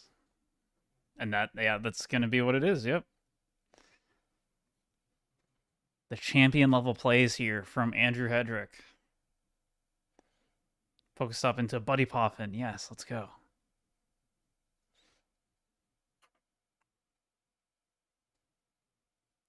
Then after this, all Hedrick needs to do is just take one more prize. Pretty easy to do with Ursaluna, or however you want to do things. And we know there is nothing in the hand for Nick, so this is pretty much GG. Maybe top deck some miracle here, although you did discard like all your supporters. Yes, Buddy Poffin, let's go. Yeah, you need Rare Candy, Baxcalibur. You need so much for you this turn to even have a chance. Pokestop time. I mean, those are some good cards, but not exactly the ones you're looking for.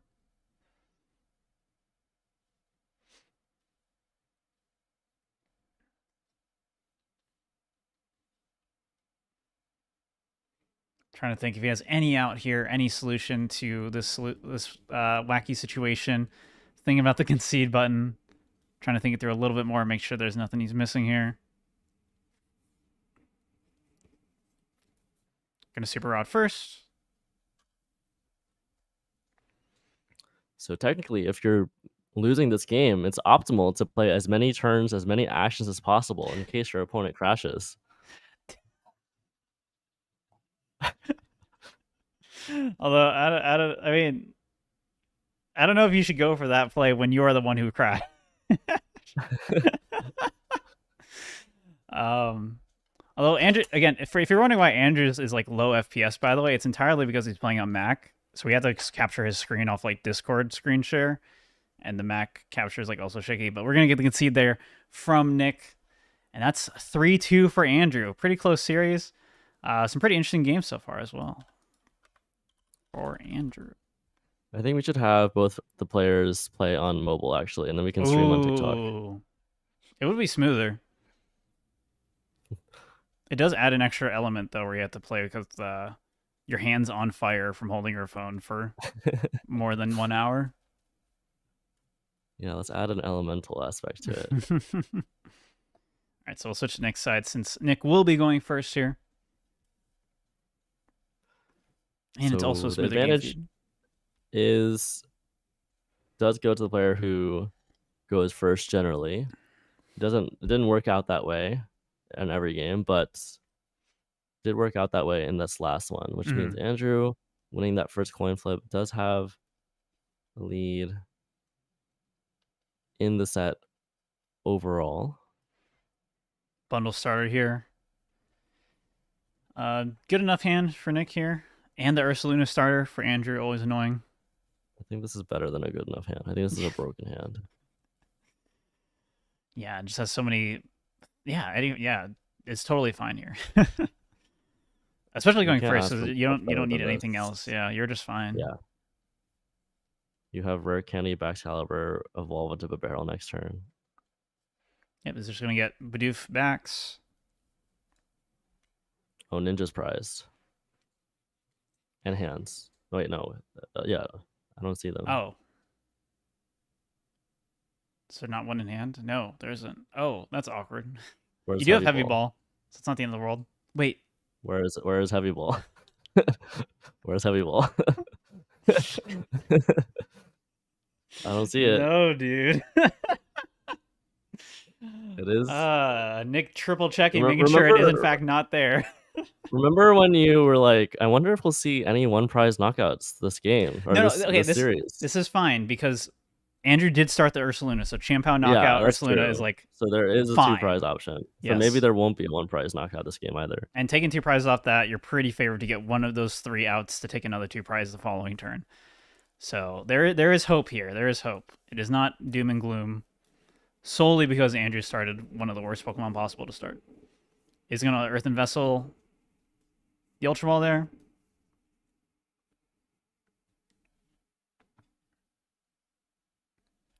Thinking about what to attach here, if to attach at all. Could Ultra Ball it away, I guess, right. for...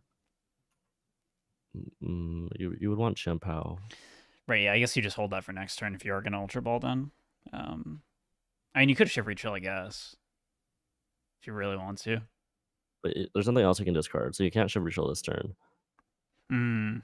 Right, yeah, because you can't attach Retreat and do that, yeah. Looks like we're just going to see a pass here, then.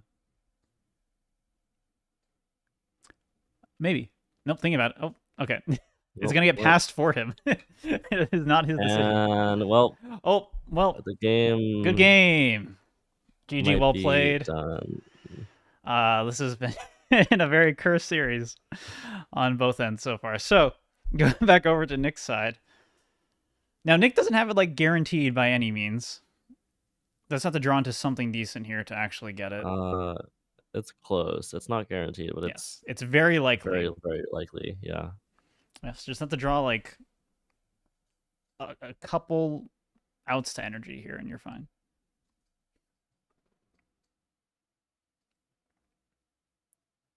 So here we are, drawing 5. No Nest Ball for Ninja. So needs one more energy, right? Yeah. So we're going to Shivery Chill, and then I guess hit the Pokestop after potentially using the balls and Poffin as well. Man, missing by 1 energy here would be crazy, too. I don't think Moffitt's worried. Even if you miss by 1 energy... Yeah, you're still in such a strong position. That could happen. Yeah. But it would be very funny. So yeah, we're going to potentially just hit the Pokestop here.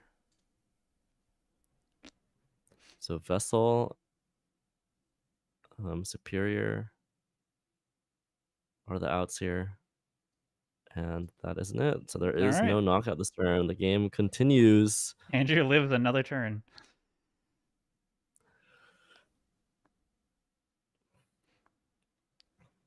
So yeah, he's just gonna Hailblade for 120 here. No reason to burn all the energy in your hand then.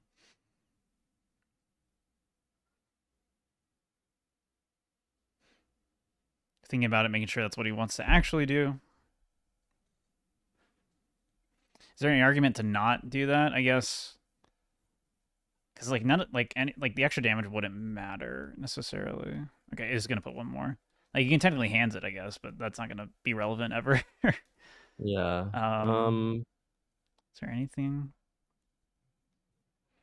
Because anything you don't attach here, you're just gonna attach next turn anyway. And there's like weird niche scenarios where it might matter, but essentially it doesn't. Like you could attach all to Champao and then like leave some on. Yeah. But then you could run into like something crazy like 7 Lost Zone, 5 energy, Blood Moon. He's going to You're, attach the you're, 4th one, and is going to Hailblade here. We'll see how many energies used. Yeah, we know Andrew's deck is very capable of going from 0 to 7 in the Lost Zone. No problem. yeah, I think you discard 3 as well. Yeah, That's what this I makes a would lot have of sense, I also think. did. All right, going back over. Hoping for a good top deck, and no. Pokestop, though. GG. Oh, Okay. the game is not over yet. Nest Ball. Gonna grab a ninja. Do you even price check here? Do you just go? I would not, personally. Is it optimal to price check? Yes. It is not optimal if you're trying to GG go next as fast as possible. It's not optimal for your mental.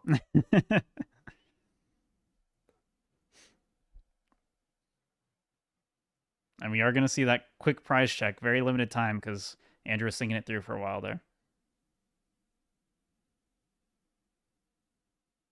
Also letting the timer decide for him there.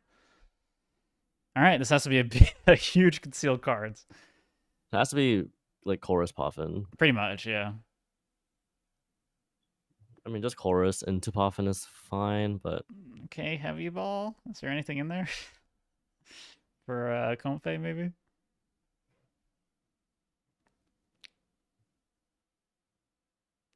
Maybe. Oh. No Comfey.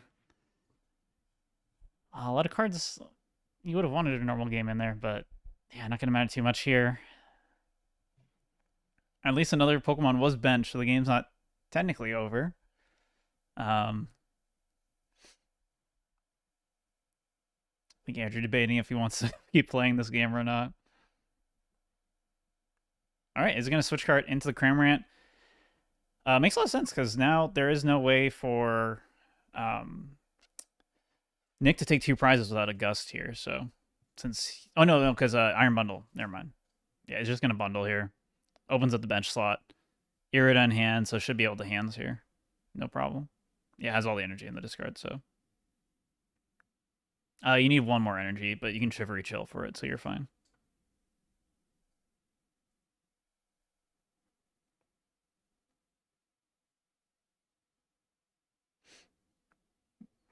All right, yeah, it's going to be another 2 prizes. Or it's going to be the first 2 prizes. I forgot we didn't actually take 2 prizes last turn. I forgot this is a weird game.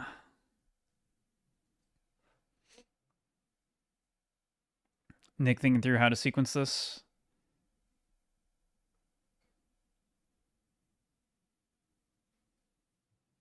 I guess trying to just establish more of your board even further while also... Because obviously you have... Oh, no, you don't have hands. I forgot. Everything's so prized. No, sorry, I zoned out for a little bit, but you can just Prime Catcher the Blood Moon. Yeah, you're just going to Irida Prime Catcher here. Which is fine. Yeah, very fortunate to have that Irida in hand ready to go now.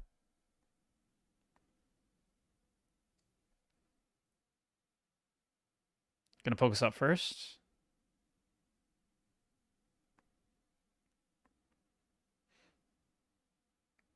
Those are pretty good items. All right. So yeah, now you don't even care if you Irida from Prime Catcher here. He's gonna thin out those unnecessary balls. Get more stuff down. No more Bib Barrel, no more backs either. What is prize? So Bib, backs, hands. They weren't discarded, right? No, Ninja. yeah, just bundle. Bib, backs, hands, ninja, heavy ball. Awesome. What? And he's still gonna win this game, so that's pretty funny.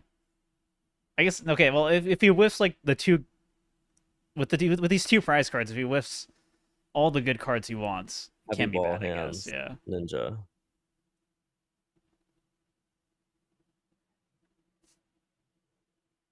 But also, Nick's board is oh no, it's not. I was gonna say Nick's board is Greninja resistant, but it's not because that is a regular 70 HP Bidoof. It is not the 60 HP Bidoof.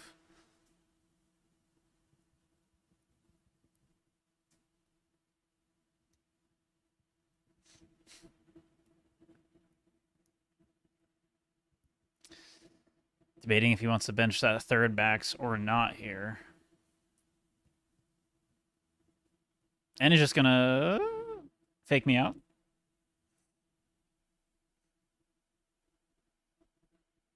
Hellblade for 120, and that is the first 2 prizes taken. I'm so curious to see what's going to get pulled here. I'm really excited for it to be the 2 cards we don't know. We only don't know 1 card. Oh, 1 card. Whatever. All right, gets the heavy ball, so does have a way to take 2 prizes the following turn at least. Nice. Back on over to Hedrick. Once again, has to be a good concealed Anything cards. happen whatsoever? Pokegear at least. That's definitely a Colress, right? It's always a Colress here in this situation.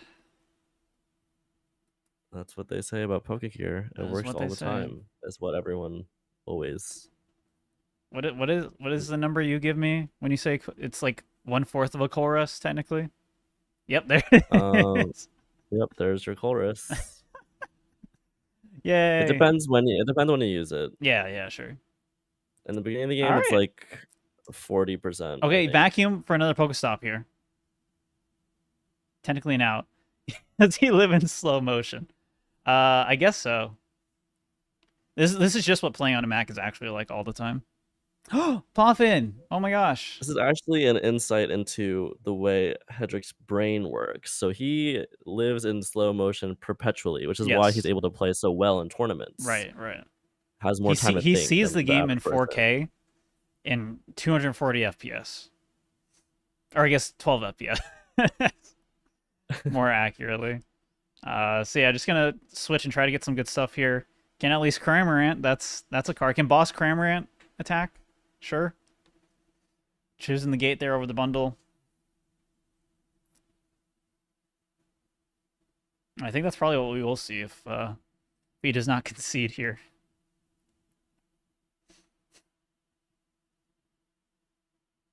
Yeah, Hedrick has 23 cards left in deck. It took him that long just to finally see a single Buddy Poffin, and only 1 was prized too. Pretty tough. It's taken him this long to see 0 choruses. Also true. Actually, 1? He reached even deeper than like 25 cards. He saw all the way till 18 cards in deck. Did not see a chorus. All right, not even a Cramspit on it. Does he have 4 in the Lost Zone? He should, right? Yeah. Oh no, he doesn't. No. He only has. I forgot. There's no chorus. So yeah, he does not have it. Yeah. He's only at 3 because it wasn't his Pokestop. Dang. Super tough. Let me switch back over. It's painful to watch. Meanwhile, pretty good hand here for Nick Moffitt. We'll see if Moffitt once again maximizes the amount of actions in these following turns, but still 1 more turn after this.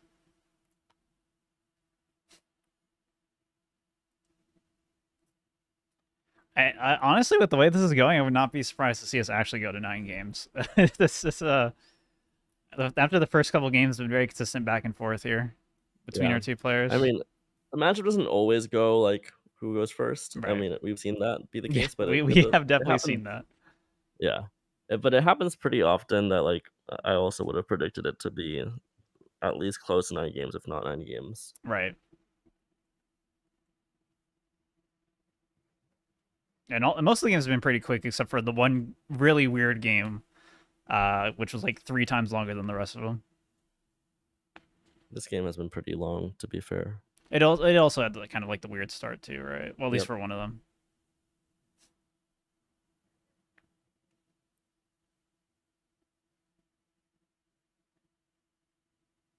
All Nick has to do here is just figure out sequencing and board state to just minimize the odds of losing this game ever, and it seems should be pretty easy to do so, at least to set yourself in a way that it's almost impossible to lose the game. Again, Sableye has not been Lost Zone this time, so you do have Sableye, Lost Zone, Roxanne stuff. Or, sorry, Sableye, Roxanne, Countercatcher, or Prime Catcher stuff, technically, but... You only have this 1 turn to accomplish Yeah, that, you have 1 turn to do it, so... We'll see if... and he has to get 7 to Lost Zone for that to even happen. But you can Greninja first, because if nothing is gone off this B-Barrel, then... Might buy a little bit of time, potentially. Trying to figure out where to put those 2 cards. Those 2 water energies. Again, trying to minimize the odds. The problem is there's so many things on board that have 2 retreat right now. You can't Yeah. really like perfectly set yourself up. That 7 HP Bidoof causing some problems here for sure. You'd probably put 1 on the Bidoof. Yeah. Makes a lot of sense because ideally, if you're Andrew, you want to KO the barrel, but you might if you end up gusting it, you can't. Or if you gust it because it has to retreat, you can't KO it because that ruins everything. So those are good supporter cards that can still be played because the supporter card has not been played yet for Nick. Was able to just empty out that massive hand, no problem there without a supporter. I believe the second barrel is still prized. That's the main reason we haven't seen the other one evolve. And now we have another Baxcalibur with the Super Rod, so can evolve up the other Frigibacks here.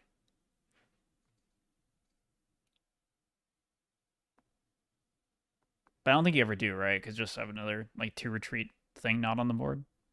Yeah. You just hold it for next turn. Currently, it's just like safety in case. Right. There's a desperation like Iron Hands, Prime Catcher, Knockout Backs play. The interesting thing though is if you don't put 2 waters back, there's 5 on board, 2 in the discard, 1 in hand. So there's only 1 available for Shivery Chill if you get Roxanne. And actually, we're just gonna attach it. So there's 0 in deck right now. Not going to play the Rod, and it's just going to amp very much. So there's 0 in deck, 2 in discard available for Superior. In theory, it's still winnable, but you would need 10 in the Lost Zone, and that's a good start for that. Yeah, finally getting our first chorus of the game. It took this many turns on almost basically Hedrick's last turn, and also gets a pretty decent focus out there. Getting a gate and Rod is nice. Should have at least Ninja KO Gust here, right? No, you can't because he did evolve the other Frigibacks. Yeah. Does have to hit that 10 then, yeah. There's a Sableye. No way. There's not enough cards in the Lost Zone to Sableye this turn. Plus, there's no Prime Catcher or anything. Yeah, just not enough dig power here for Andrew. So you basically can only Blood Moon.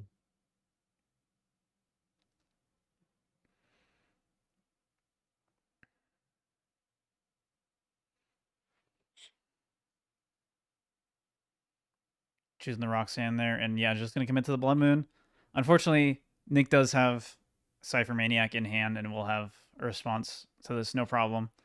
So we'll see the Blood Moon go down. Andrew finally taking his first 2 prizes, but unfortunately too little too late here. So yeah, even a second bib too, jeez. Yeah, plenty of energy on board here. All right, how many extra actions do you think Nick will take this time? I mean, do you think he will swing for 8 energy or 9 energy? That I'm not sure, but there will definitely be the full water, the full damage. That much I'm positive.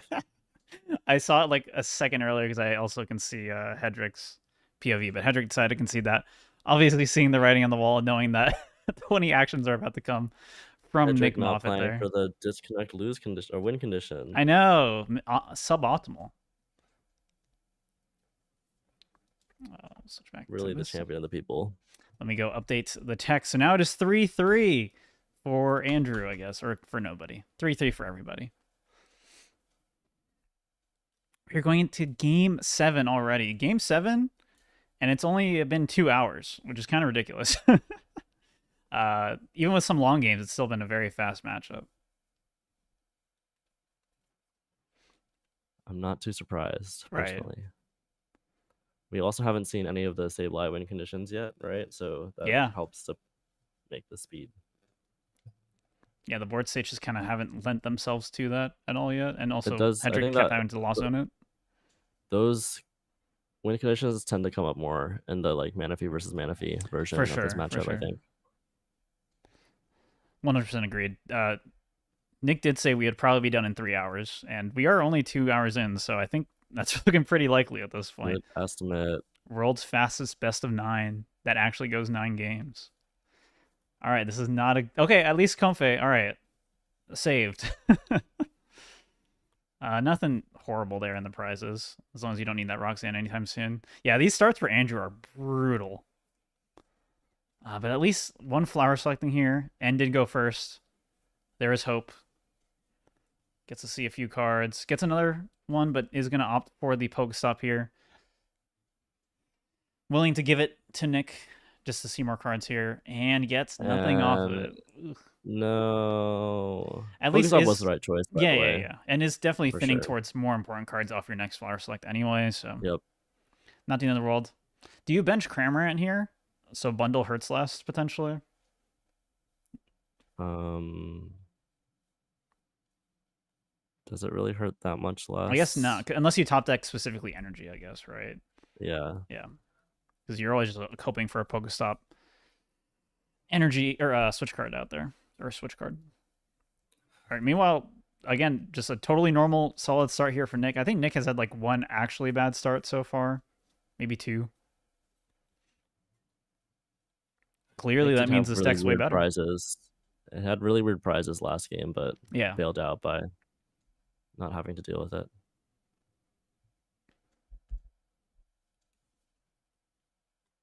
Gonna go for that triple Frigiback strat. The way you're a pseudo Manaphy. Did Nick pay off PTCG Live for Andrew? Yeah, definitely did. And then Andrew also paid off PTCG Live Game 1 to crash the game on Nick. So very good metagaming from both of our players here. Luminion is such a good idea. I know, right? 3 free prizes. Broken card. I mean, does that one extra prize mean anything in this matchup? Seems like no. You always take 2 anyways. Yeah, we are game 7. We've not seen one single one prize knockout at all yet. It's actually worse that they take 3 prizes because I can Roxanne you now. Yeah, it's better if we take 2. Very true. Very true. There are downsides Luminion, so I'm like half joking, but I think in this matchup actually the downsides are not that big. Yeah.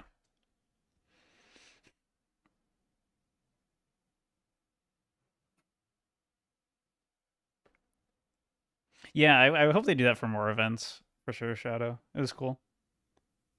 There was some funny dialogue between some of the matches. All right, it's going to go pass on over back to Andrew. See if he can get anything off the Pokestop this time. Those are cards, items, but not what you want. But at least again, thinning out more. Chorus potentially. This has to be a big flower. Come on. Pokegear, Chorus, Greninja. Okay. At least gets go a little bit deeper here. Yeah, that's fine. Can you wait? Is there another water? I think one water's. I didn't check. Did he play heavy ball? Was there a water in the prizes? I feel like there was. No, was that a different game? There's been too many games at this point. I'm all jumbled up, so maybe it's fine. But I think I have a feeling that a water is prize. Otherwise, he wouldn't be debating this. It still has to be comfy regardless. Yeah. Your hand is so terrible. Mm-hmm. How many? Oh, actually, you could take water and then vacuum. He did heavy ball. Okay, so yeah, I'm pretty sure it's prize then. Yeah. Vacuum boss Cram this turn. That's not bad. So you don't necessarily need to comfy. Just kill the Bidoof. Yeah. We could see our first single prize knockout. That would be pretty hype. I think he's actually, yeah, he's gonna go for it. I'm curious why. Oh, if you put second comfy, okay, so this means that Ninja is an option. So you basically have 2 hands. Yeah. And it's hard to hands if you take out the only Bidoof and play. Okay. Gets Roxanne off the prizes. Pretty interesting decision there. And again, our first single prize knockout. We did it, chat. Yay. I'm so glad we could all be here to enjoy this moment We together. do see the hands top deck. There was Nestball already though with the Cypher Maniacs, so I think we can hands this turn if I'm not mistaken. Yeah, I don't know. I'm assuming the energy's not prized.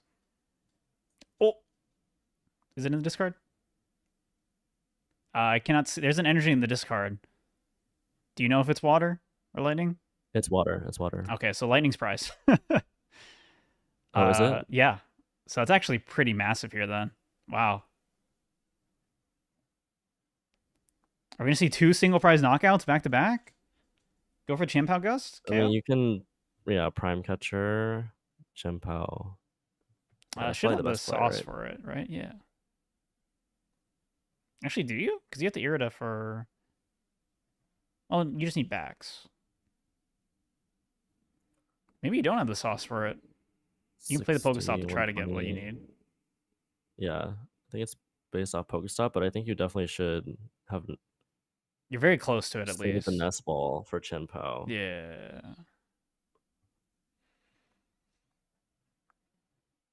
It's just hedging in case he whiffs it here.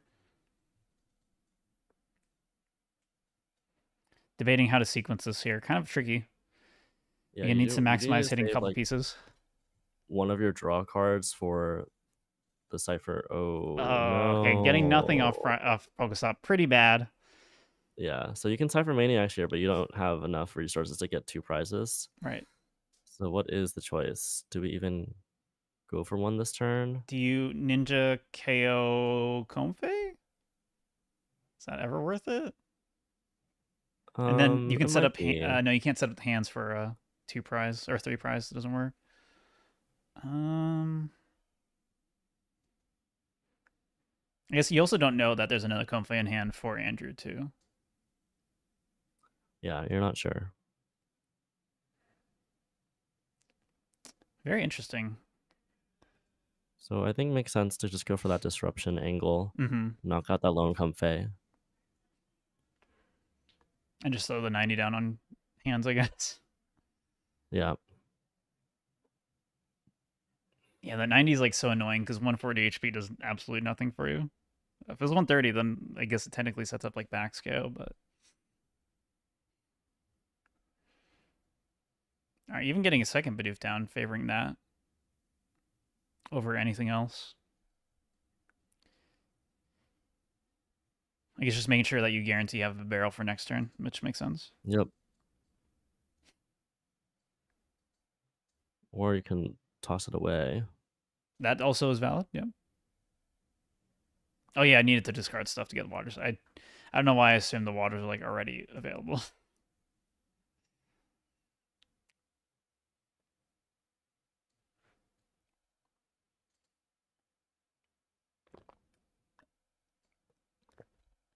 So we're at 4 in the lost zone right now. You really want to get to 10 if you could, but I don't know if that's happening. 1 vacuum already gone. No chorus yet in hand. Prime Catcher onto the Bidoof is also fine. If you draw that, boss is gone. I know this is ridiculous, Maddox. What is happening? Yeah, it's gonna put on the Cramorant. Yeah, it doesn't matter too much, and technically you can KO that with like Bidoof Hyper Fang, so that's cool. Frigibax as well. Frigivax, yep. Can they both I do would think that it's enough? it might be Well, more I relevant in can the check. hands just to save energy to make it. You don't need that many, but we can see the Palpad here.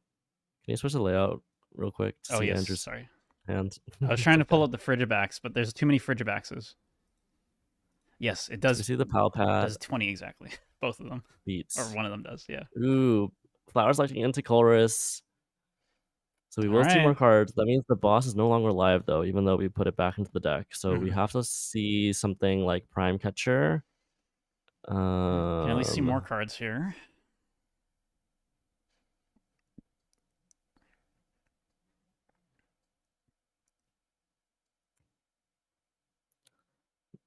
Nestball Water gets you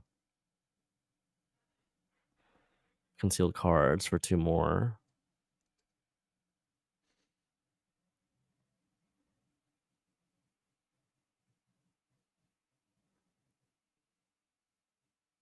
Tough call here. Yeah, once that water zone, there's no more ninja 2 for the rest of the game. And is totally fine with that. I guess, yeah, with your other water prize, you never know if you'll ever redo it anyway, so. So what is the play this turn then? Just a cram hit for 110 maybe? You do have bundle, right? True. Is that worth it? We're just gonna go for hands? Potentially? Hands makes sense as well, I Yeah. think. Yeah, seems totally valid as well. It's probably the best play. Definitely has enough resources to do so.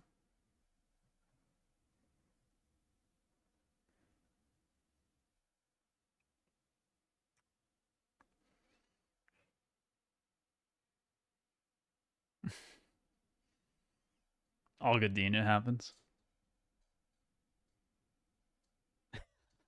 I missed this, but 10 minutes ago, Andrew said in the chat, Nick, have you opened a bad hand yet, bro? And the answer is the one time he did, it was the same game that Andrew did. Opened a bad hand, so. There's Mirage Gate. Ready to arm press and amp. No problem. Gonna switch it to the Iron Hands, and we're gonna see amp you very much.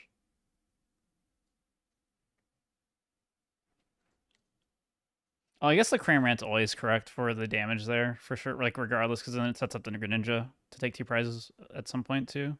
I just thought about it, but yeah. That's probably usually correct, but the one less energy to knock out Iron Hands could be relevant. Sure, sure.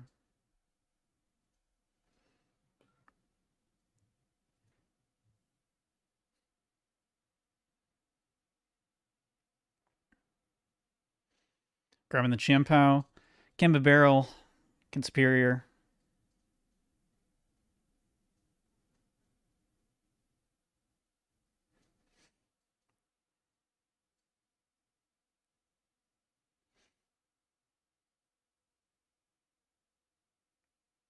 What do we get?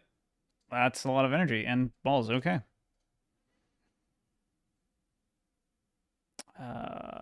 Yeah, we'll have plenty of energy to take the KO here, no problem. Then Andrew can respond with Ursaluna.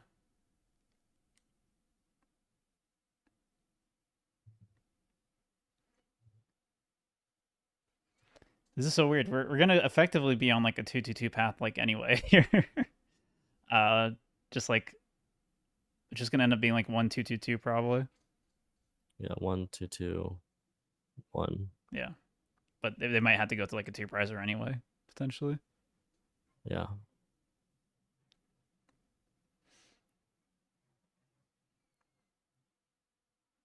Oh, goodbye, bundle. Nick just getting all of his poffins here. Doesn't need him anymore. The classic 7-prize game. You love to see it. It's although you never ever want to see it in this matchup, and it should never happen. But here we are. Yeah, I wouldn't say never. Oh right, yeah, those are still prized. I forgot. Prime Catcher and Lightning. Yeah, I didn't realize Prime Catcher was prized, but Lightning is in fact prized here. But again, should be okay. Can at least take 2 prizes here, and then you we know. Should take 2 prizes here, and then hopefully you draw one of those pieces you need after that. Maybe if you click it often enough, PTCGL will glitch out and give it to you off. Yeah, or it'll crash. That could also happen. A little risky. Oh, true. So 4 water energy onto this Chimpao. Hillblade for 240. Taking 2 prizes. Probably will get access to something. But Hedrick is definitely in the lead still. Yeah, the only annoying thing here is like Hedrick has to hand. Oh no, Hedrick doesn't have to hands again the following turn because he only needs 1 prize. So yeah, not having the Greninja doesn't matter like at all anymore.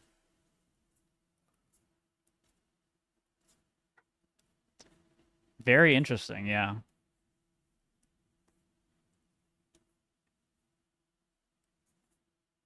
I think Nick sees that he just has to go double champ out probably regardless here.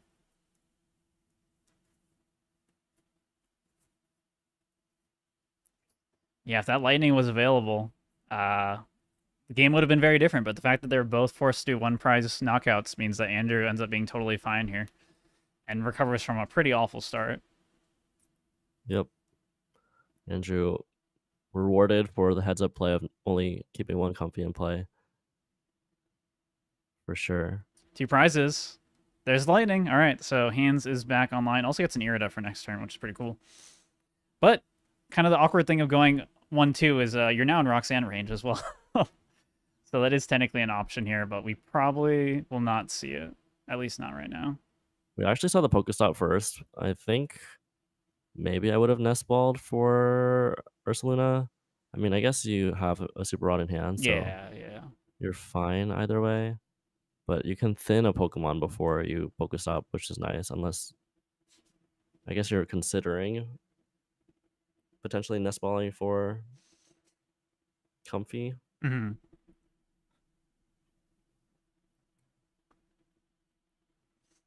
Chorus come down here. Gonna keep one of the Pokestops. Can vacuum the current one and place another one down. Get more going.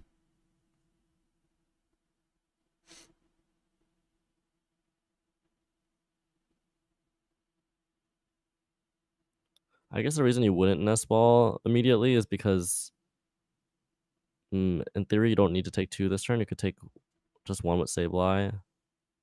But I don't see why you wouldn't take 2 if you know your opponent doesn't play Hand Disruption. Mm-hmm. We're going to see that Nestball come down now. Oh, it's because there's no gate in hand. Yeah, it does need to still get 2 energy onto the Ursaluna. There's a Prime Catcher, but still no gates. But can vacuum and Pokestop again here.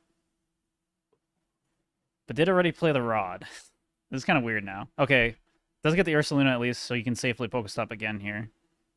But then you're down a Rod now, too. Oh, no.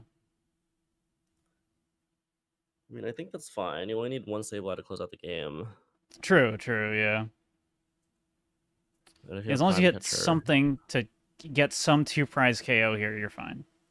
Yeah, if you Prime Catcher, you could also just Prime Catcher Cram to close out the game. So you're not really hurting for resources. I don't remember how many energy are in deck. There's 3 right now. So if you just hit gate without discarding 2 energy, you're in a good spot. Do you switch here and Flower Select again? No, I would vacuum because you don't have. No, I wouldn't. You want to keep your Prime Catcher for like final KO potentially. So if you do that, then you'll have no switch out besides Prime Catcher. So I would do this. Ugh. All right. Okay. Awkward. Do you just? I mean, you could just take a 1 prize knockout this turn and then try to get a 2 next turn. Yeah, but if you use Prime Catcher this turn, then Nick is gonna respond with a 1 prize during the active. Right. And you have no way to take 2. I mean, you can dig for boss next turn, but I think it's still in deck because I think this is the game that Andrew palpated it back in. So yeah, I don't know if it got discarded again. I don't think I saw it get discarded again. Or Lost Zone, but... There's a lightning. And lightning. That's also not exactly what you want.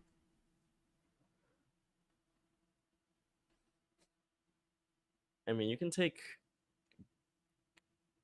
Gear if boss is in deck, and then Prime Catcher this turn, and then it must not be, honestly, if you didn't take it there. Yeah, it might not be. Might have missed it. Chain the game log. Cannot believe the draws you saw this turn. I just saw boss get discarded off that Pokestop there. Okay. That's in the game log, yeah. Right there. Are they listening? Are they listening to us? Is that why they checked the log? I do not think so.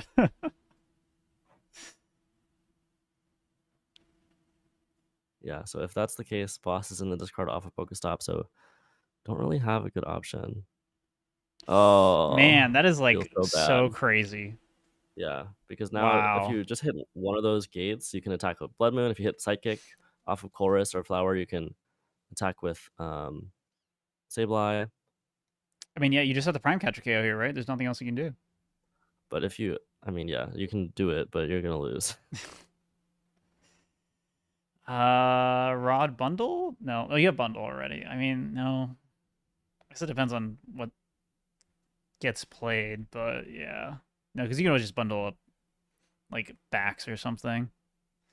Wow, yeah, we were just talking about how this was like such a strong position for Nick, and then Nick just or for Andrew, sorry. And then Andrew just gets like the worst luck possible, just trying to draw I for mean, 1 of 4 it pieces. was, yeah. Your odds of winning were like over 90% at that point. Is thinking about just passing here to potentially go for a Roxanne Prime Catcher play. Yeah, Then I guess no, is that your only probably out. makes the most sense. Yeah. So here as Nick, it's interesting because you could think about this in one of two ways. One way is you can think of, okay, if I was Andrew, what is the most annoying thing to send up, and try to logic yourself into thinking that something is annoying to send up. Or you can say, if I was Andrew, I trust that Andrew is a good player, I think that's safe to say. Yeah. and if Andrew is bundling, that means that Andrew wants something that's not a Chien-Pao in the active. Therefore, I will trust Andrew and give Andrew a Chien-Pao, because if Andrew didn't want a Chien-Pao, the bundle would not happen. It looks like Moffitt went with route 1 and is not trusting Andrew and is saying, actually, I think you messed up. I think the barrel's better in my active spot right now. Very interesting. Very interesting. Yeah, because with the Chien-Pao, that's another thing too, is with the Chien-Pao and active. Wait, there's no more rods, right? Yeah, there's no more. 2 Psychic, It's like vacuum 2 index. Gate, Vacuum. I was gonna say you could like cram spit Chien-Pao, amp it for 3 next turn. But No, yeah, you don't have rod. The hands is in the discard. You have no resources left. So I think your best play is just Prime Catcher Sableye, Wow. Roxanne.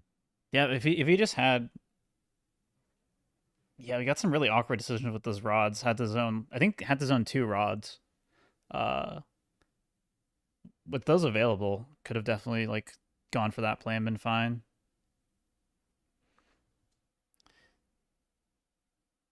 Oh, I should switch. Nick should know that hands isn't available anymore for the rest of the game. In theory. I mean, to summarize what I was saying in a long-winded way, if you assume that Hedrick is playing perfectly, you just send up Chien-Pao every time. And I don't know if that's a safe assumption, because no one plays perfectly, but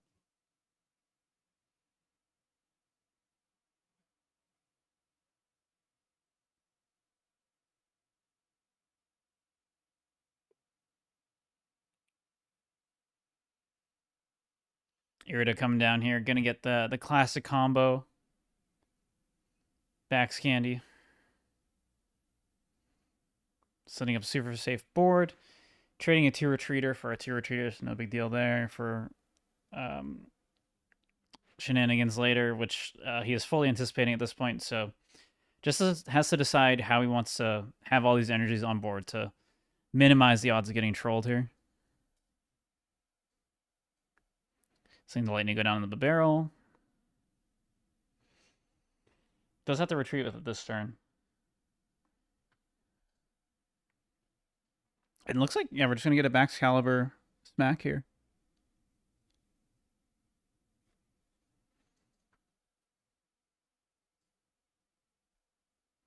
Yeah, still 2 superior retrievals available, so no matter what gets gusted up here, still pretty good odds for Nick to draw back into what he needs. So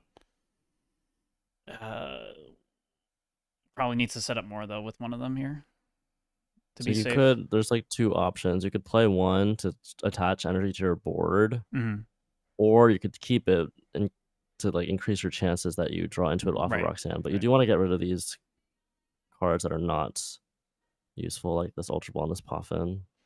Yeah, I think So that's it makes fine. sense. And because otherwise the route is like you Gust up the other Baxcalibur, Sableye, knock out the barrel. Yes. And that's kind of bad. So yeah, I think you have to play this one here. So you attach two to the other backs, I suppose. I think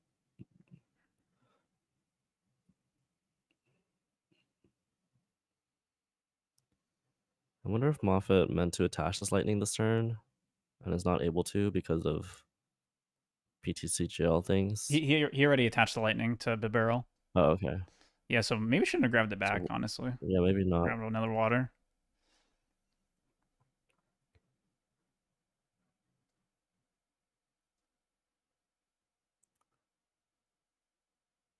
Moffitt knows that this play is coming. All right, it's just gonna attack and not super cold another energy on.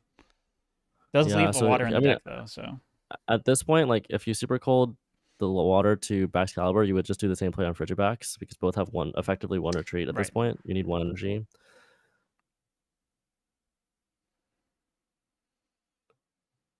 Stilton. Oh, it's a switch you card. go. That's the 5th card. So yeah, in deck is 2 energy, 2 gates.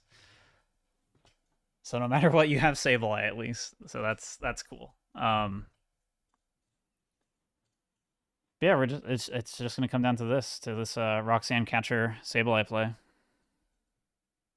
Yeah, Nick acknowledging in the group chat that there was a slight misplay and there should be an energy on the barrel right now.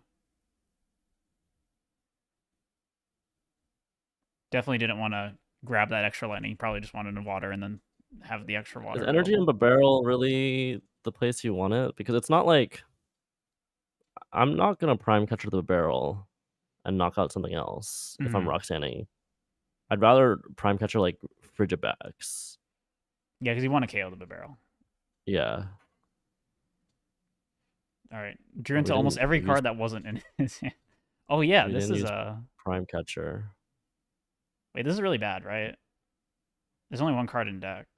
No, still has 2 turns, so yeah, technically fine. Oh yeah, no prime catcher though, yeah.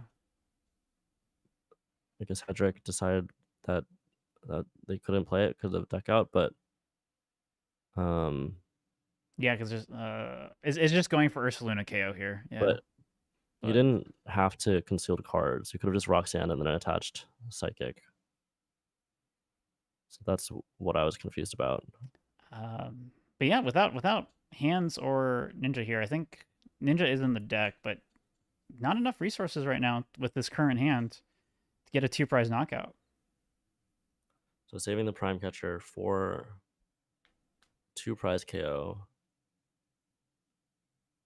hoping that you don't have the resources to get hands or Ninja this turn, which I guess makes sense because and Roxanne into some really nasty cards here for Nick. So yeah, actually could be a huge play. I think it makes sense. Yeah.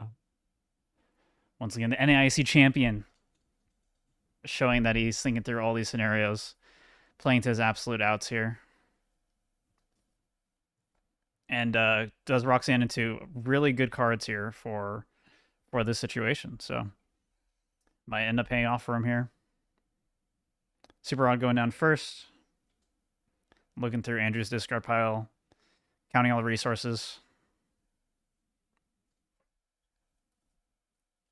Looking for the prime catcher.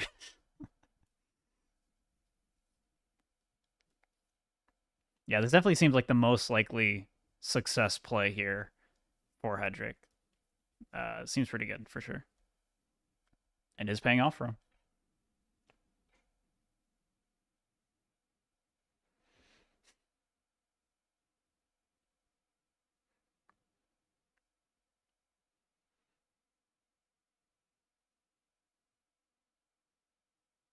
We were saying how short these games were, and then this game's taken like 30 minutes. Yeah, both players are actually actively thinking through. This is such a weird game with a lot of weird situations. Yes. So it makes a lot of sense. Wow, there's so much energy in deck, and then it Roxanne into any of them.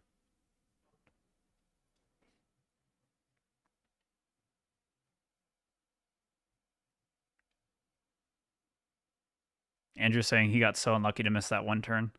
But got pretty lucky with this Roxanne, so might be okay here.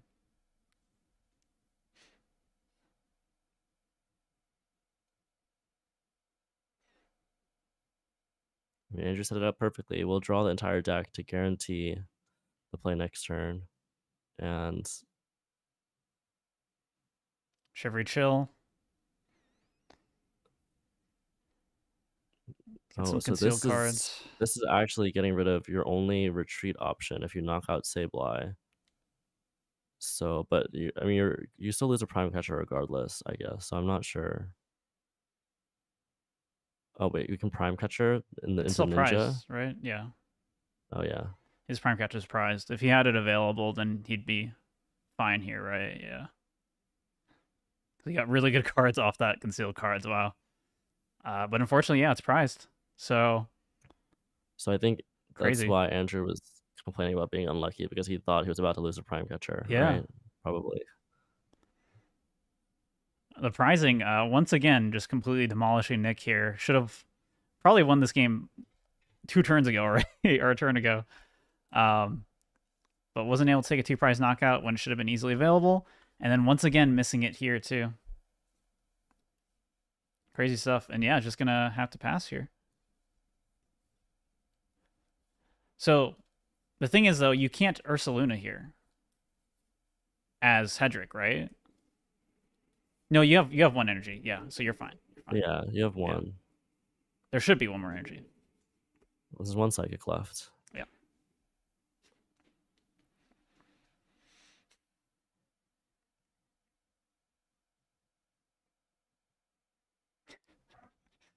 Nick saying, why the F do I have 2 Chimpao in play?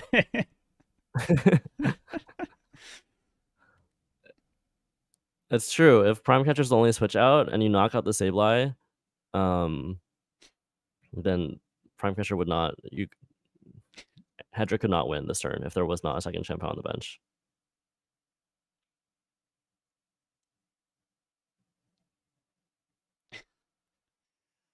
Some back and forth happening in the group chat about it right now.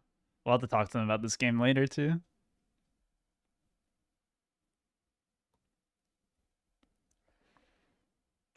Tailblading and thinking about where to discard this energy, just in case it's also a prize on Hedrick's side, I guess. Nick saying this was the most interesting game for sure. Yeah, so far, yeah, for sure. There was a lot. There was so much going on in this game. Again, the 2 single prize knockouts, kind of massive here. So there goes that Sableye down, prize card. We'll see. Will we finally see the Prime Catcher? There it is. We got Blood Moon, Energy, Prime Catcher. Easy peasy. There it is. Fortunately, not prized for Andrew, and unfortunately, not that many extra actions that Andrew could take this turn. So just gonna immediately take the KO. Oh, if there wasn't even, so I think Nick was wrong. I think the second Chimpao doesn't matter because you can Blood Moon for 0, so you can just attach retreat, right? Yeah. If you take if you don't take the knockout on yeah. with Psychic, and you have to take the knockout, otherwise you can just retreat anyways. Let me update the scoreboard. Andrew asking if he had turn 2 hands, and the answer is yes, but unfortunately, not actually because of the prizes. Really crazy game. Really crazy game. We're here on match points. Match point. So we're playing tennis rules, right? Win by 2. Exactly. Pass wins, Go I think. on, No, like because 14-14. If Nick passes there, he has retreat, so it just attaches to Ursaluna. Oh no, it doesn't even matter. Yeah, you just attach to Ursaluna because you have the energy. So. Yep. Prime Catcher.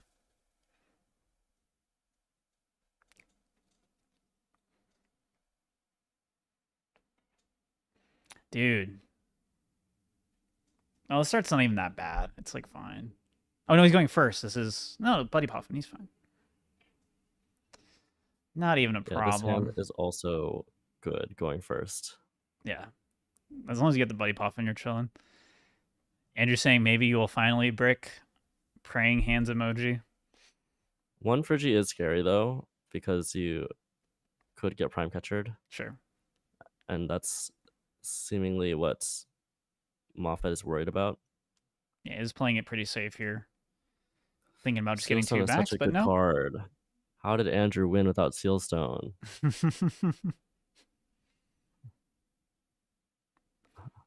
I want to find my prime catcher. Yeah, that's the big thing. Well, he finds prime catcher by using Pokestop 7 times, so You can't do that turn 1. not turn 1 though, no. All right, just going to go for the 1-1 approach and hope for the best as we go on over to Andrew's side, who at least has Buddy Poffin and Switch Carts and Colress. Ooh, Totally good. Let's go. So this is a really good start from Andrew. Let's see if Prime Catcher's in the deck. Prime Catcher is an option. Potentially even hitting 7 and going for Ninja is an option. It wouldn't get you 2 prizes, but it would wipe the Frigibacks off the board, which, of course, means that Nick would not have any play the following turn. Oh, there's Prime Catcher. is in there. See that pink border.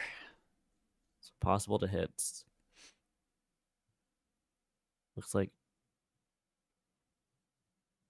taking a careful note of all the prizes. 1 gear is prized, I believe.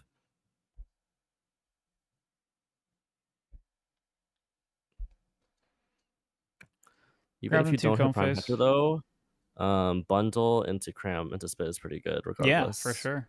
And is just going to go for, yeah, is just committing to it regardless here. Going to be forced to send to the Bidoof here.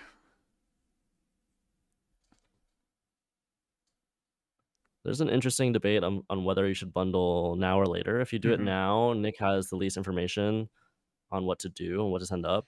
And if you do it later, then Andrew could decide not to bundle if they so chose. Like, for example, if you're able to hit 7 the loss zone, you could choose to leave the hands active or something. But just doing the bundle now, not giving Nick any information about what to send up.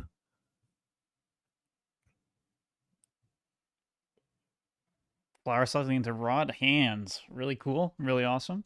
He's going to take the hands there.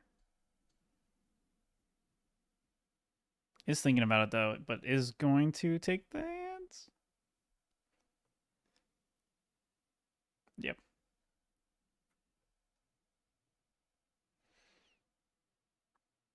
Yeah, looking like we're just going to see the Switch Carts Cram Spit here. Prime Catcher. Oh. You got me, because I was kind of looking away for a second. I was about to pop off. It wasn't a read. It was more of a try to speak it into existence. But it didn't happen. All right, so just a Bidoof KO. Still really good here. Again, another single prize KO, back-to-back games. Again, not exactly what you want to see, but at least you're putting a pretty big stop on Nick here. And we know Nick's hand isn't like amazing right now, but does have the Irida, so we'll see what he ends up grabbing here. Irida gets you candy backs, but That's then it. what? Yeah, That's the question. You have nothing after that. So I think you got to go for more. Yeah, this is actually such a bad scenario now for Nick. So I think you get Ninja, I guess, instead of backs, but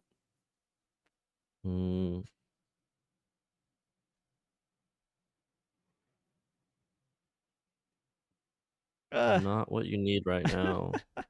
No, we can't end this series like this. Come on. We gotta have something more here. All right, is forced to grab the Greninja.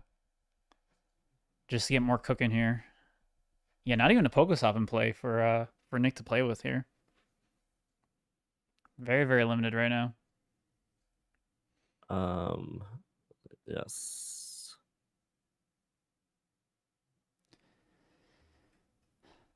I guess you're just considering the Poffin there just because like you just want to have options if you whiff here off this concealed cards. But you only have 1 Frigibacks, right? Yeah. Yeah. Oof. It's not a good position. Yeah, this is tough.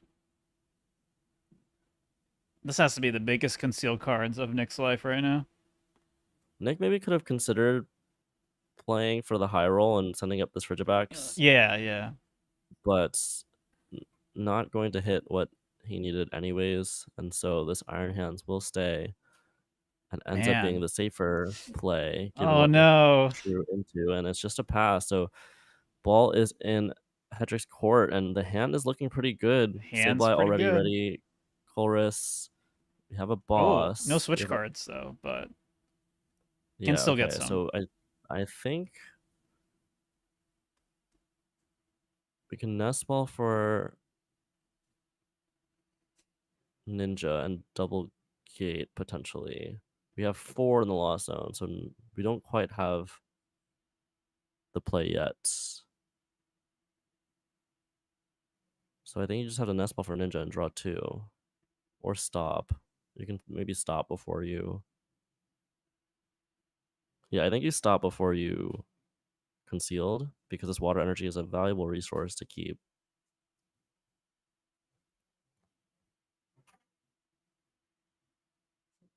We're actually...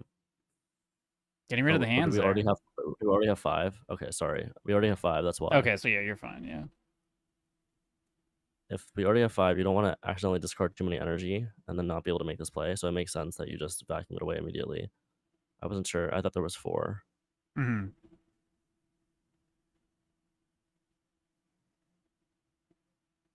All right, and that's going to be 2 Frigibacks down now. Even gets the Sableye charge too. Yeah, I think that pretty much seals up the game. Not only are you at like an incredible prize lead, but Moffitt can't attack you next turn. All right, it's going to be 90-90 on the Frigibaxes. No way for Nick to attack this next turn. What do we get? With no hand disruption in the deck, no way to attack. Not much you can do, unfortunately. Mm-hmm.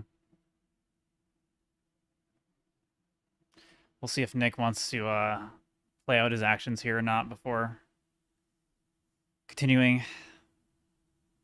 Super Rod, Poffin out for Frigibacks. Send them back to the front lines. Get in there. You can do it. You have to Irida for Smart heavy ball then too. targets. So we will see the triple Frigibacks combo, but a little bit too late. If this Champao deck played 1 copy of Iono, there's a tiny chance that you could come back off of the triple Frigibacks play. So like you assume that your opponent will Sableye 2 of the Frigibacks and you Ion over a Candy Bax Caliber, knock out Sableye, but yeah, without hand disruption. Yeah, didn't grab the heavy ball after all. Just saying, yeah, Hedrick won't have it, or I lose. So back to the front lines. All right, Frigibax, stay there. strong. You can do it. Survive. We'll see what this Colress brings us, I guess. It is true that there's only 160 HP Pokemon in play, though, so Hedrick technically can't get 2 prizes at once, but that being said, taking even 1 prize is fine here because we're at an odd number. I don't think there's any... What's in hand right now? 1 Colress. There's no switch cards, right? So... No switch cards. Might not even be able to get to 10 then this turn. No, there's a switch card. There's a switch card. Okay. Oh, okay. So yeah, that's 9 in the loss zone now, so you can get to 10. With that switch card, he's going to play the Pokestop. See if we can get another Gate or Rod here. Gets the draw 3,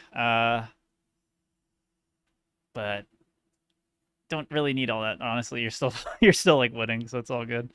Yeah, I'm excited to talk to them both after this game too, because Nick got pretty unlucky with prizing and how this last turn went, but played those other really close games really well. They're both talking about it in the group chat right now. There's some really interesting and difficult decisions to make, especially game 7 and game 3, and we'll definitely talk to them a lot about those games as well. Yep. Wait, do you have 10? Does he already have 10? I don't know. Must already have 10 then. Seems like it. Yeah, okay. So it must have been an 8 then the previous turn.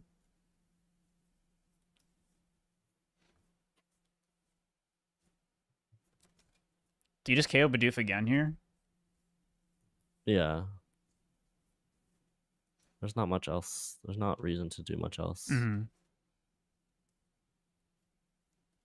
Damage anywhere else doesn't really matter. I guess you could set up 40 on the backs. Oh, no, yeah, set up 40 on the backs. Because we're knocking out our Frigibacks instead. Letting the Bidoof live. Going back over to Nick's side.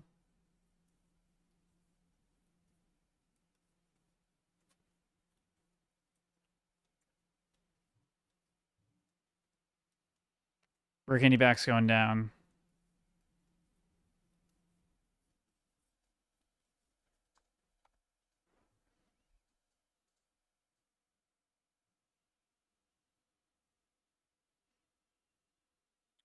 So we'll see. I mean, this Iron has been stuck in the active for so long. Gets more water there. Gonna hit the Pokestop.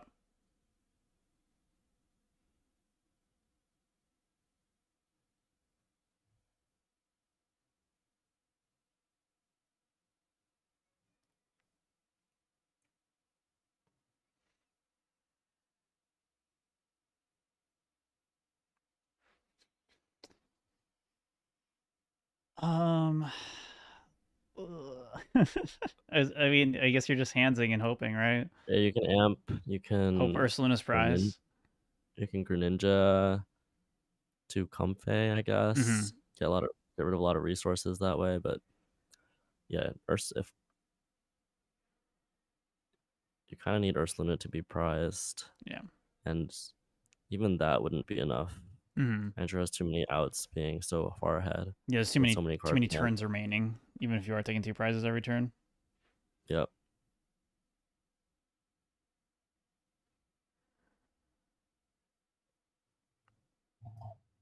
Yeah, we'll be talking to both of these players after this match. I'm very glad we were able to put on this show match between 2 players who have been on a tear recently. Andrew on a giga tear with winning both Indy and NAIC, and then Nick top 8ing Indy, and then also getting bubbling out of top 16 at NAIC. Both very strong players right now, playing very evenly matched decks and having some really weird luck on both ends for both players in really weird ways.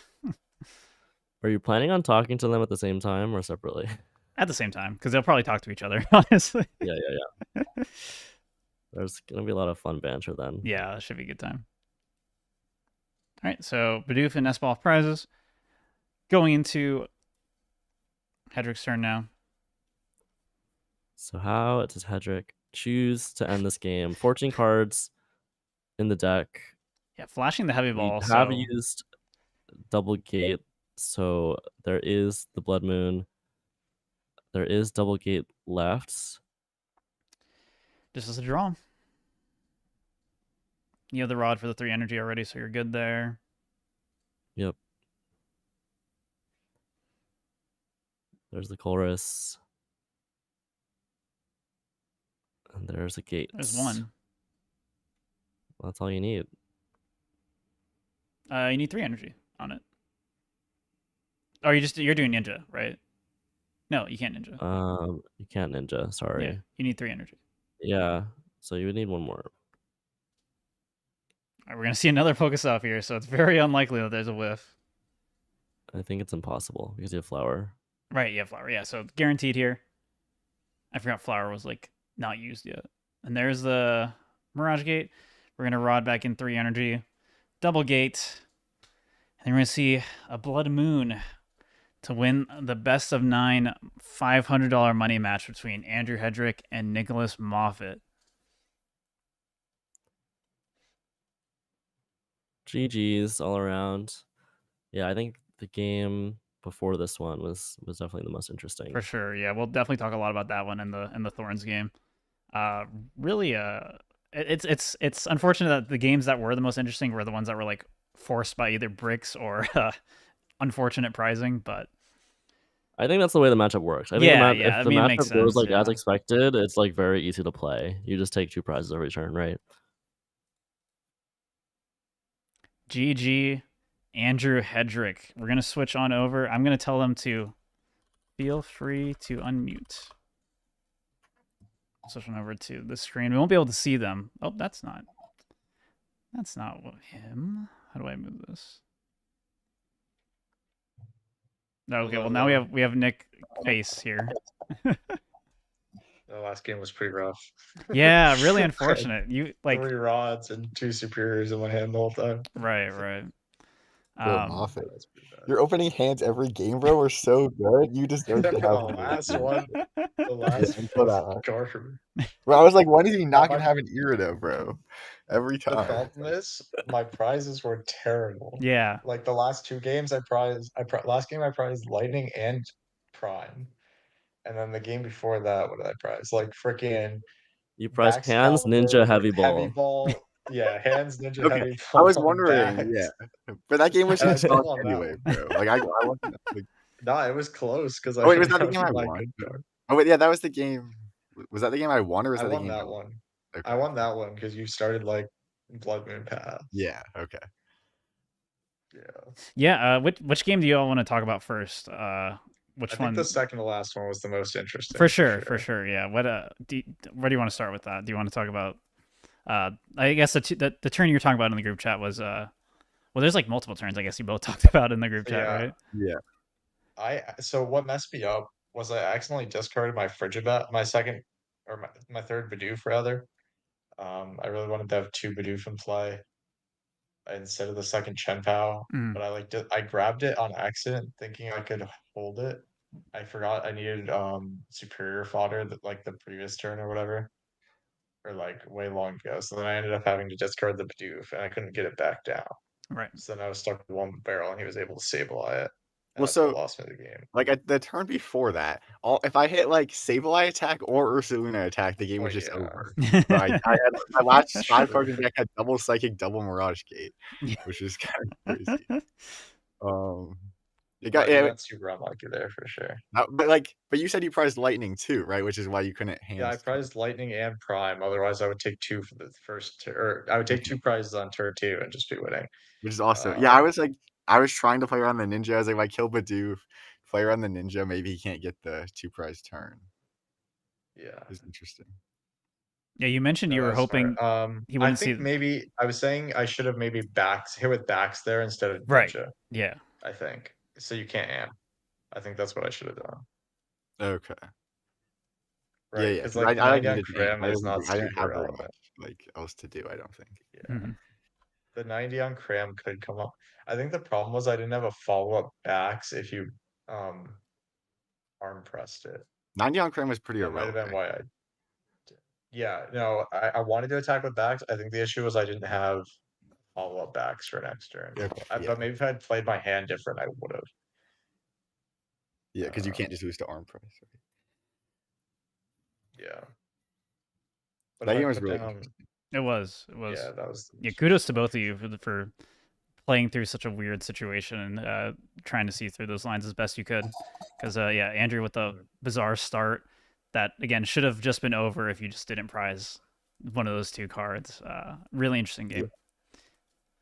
But Andrew, I assume your last turn or second to last turn, you concealed on purpose to leave 1 card exactly in deck, right? Yeah. Well, so I don't know if there might have been a better way to play. I'm not entirely sure to make sure I could use Vacuum Guaranteed. I knew I would draw Psychic Guaranteed right with 2 in deck, but I was trying to there might have been a way to left, right? What? You didn't have no switch left, right? Or you correct. had at most 1. So I think I should have bundled. I was thinking Prime was still in my deck. I forgot it was still prized. Yeah. So I went for the win that turn. I should have just bundled you had to past win. and then no matter what you did, I had game. No, if you have switch prized and I bundle, you can't Blood Moon. You have 2 POWs on board, and I'd have Prime. Right. No, if I didn't have the second. Well, that might have been on board the entire game, bro. Like it should not have been there. I don't know why. So, the reason POW was there was because I didn't have Bidoof because I discarded Bidoof on accident. Well, I could have I could have saved the bundle, and then I would have had a way to go bundle into the other power, but you had 2 on board, so I wasn't worried about that. So I used the bundle just to hope you'd misplay and give me a thing I could kill with Cram that turn. Oh, I talked about that in the commentary. Okay, so the logic is, right, Andrew, if you're playing perfectly and you're bundling, like let's say you're like the perfect player in theory, there's That means no he doesn't have reason Blood Moon. there's no reason you should send up anything except CPOW, right? Because Yeah. if you're assuming Andrew's playing perfectly, you would think that there's nothing he wouldn't Yeah, bundle maybe if I he didn't should. want CPOW inactive, right? I thought maybe he's thinning it for like Roxanne. I don't know, dude. That I mean that's true. That That's was my fair. only reasoning. It probably would Yeah, have been better to but keep it to, like, as a vacuum target, to be honest. I probably shouldn't have played it, but I don't know. right. Yeah, because me having to retreat the bow barrel was kind of annoying. I don't know if that's what. I don't think that's what lost me the game. Well, I could have saved a superior actually, because my win con was just Greninja, Yeah. superior, right? At that If you point. also if you 90'd the hands instead of Cram, you would have saved energy. I don't know if that matters either, but If I 90s the hands. because then you CPOW'd for energy KO'd What was the hands. point of putting damage on the Cram, bro? Like, I don't know how that would In ever case matter. you go one comfy again, then I can ninja for 2. But you could already but just I guess ninja that and go to doesn't matter. 4, and that's, like, already fine. Then you just Yeah, go 2, you're 2. right. You're right. I should have put it on hands. Yeah. I mean, There's, like, yeah, there's no that point in me is going also 1 comfy, 1 all super. it does is save energy for Yeah. POW. It's not Yeah, it really just saves relevant. one. It's not a Yeah. huge deal either way. But I should have attacked with Buster Tail that turn. That's what I really should. I am the very glad that first you turn. all had that crazy game where everything seemed to go wrong for both players, though, because I think if the game goes correctly, it's not a very interesting matchup. Yeah, You for just sure. take 2 every time. Yeah, I'm glad we had 2 games where things went pretty wacky. The other game being the Iron Thorns starting game, which just completely bricked Nick. But That was also, funny too. yeah, Andrew couldn't really do anything with it either. You mentioned, Andrew, I that was you were debating hoping. so hard whether I should put Pokestop in play or Yeah. not. But like, I don't think you should have done that, bro. I'm not gonna lie. you don't think so? My was hand, possible, I bro. needed to like get energy. But you could Just have, to like, if I, attack. like, sacked off the Pokestop and hit, like, Poffin, and then, like, comfy into Chorus, I could hit Ninja that turn, and you Yeah. would just lose. No, I had backs in play. I already had candy You had backs. 2 things I could Ninja. I think you had Bidoof, Friggy. No, I just had Ninja Bidoof. I don't remember. I wouldn't have put down a second guy if I didn't. I don't know. I think you had another guy for me to Ninja. I was hoping I'd hit. Maybe. Pull up the But yeah, VOD. you're right. Who's right? No, I think it was Friggy. It was Friggy Bidoof, so you can't Ninja Bidoof. Oh, wait, it was the 70 That's Bidoof, what it I was. think, unless I'm remembering wrong. Was it? I don't think so. I don't think so. Roll the I think- tapes. But I could be remembering wrong. But I thought it was a 70 Bidoof. I'd have to check like the Twitch VOD or the YouTube VOD or something to confirm it. But I don't remember what was on the board, but I also recall thinking I wouldn't have played stop there. Yeah. But I think it was a close. I went draw think my pass hand was, last like, for so going bad that second, I bro. I know, but I feel like my hand was so bad that I needed to too. If But you you could just just hit almost- though, it would have been hot. So Yeah, I would have had to top deck, or otherwise you just go Shivery Chill, attack next turn, and I lose. Your hand was definitely terrible, but you also had info that Andrew's hand was equally terrible. No, I can't use Shivery Chill because you have No, this is Ursaluna, actually. Oh, wait, no, wait. I'm thinking of the other you're right. game. Wait. Yeah. We're talking about the Iron Yeah. Throne games, bud. That's what you're mixing up. Though. No, you gave me Pokestop with Ursaluna. In both, right? I think maybe I you did gave me it in Pokestop in both times, games. Yeah. Yeah, I'm thinking Yeah, of the I did both. Ursaluna game. Okay. Maybe the Ursaluna game I shouldn't. Yes, that one I should not have. Yeah. Yes, you're Yeah. correct. Yeah. Okay. Yeah. Against Ursaluna, I should not have. You're right. Yeah, maybe I the didn't Iron. need I to think that the Iron time. Thorns one was fine. Yeah, never. The Iron Thorns one, I needed it. The Ursaluna one, I didn't, so I shouldn't have given it to you. Okay, so I have a question. After this set, has this changed your opinion on who's favored in the matchup, or do you both think it's even, or what are your thoughts? So when I signed up for this, I thought it was like 50-50, and then I started testing it, and I was like, okay, it's more like 60-40 for him. And I think that's still about true.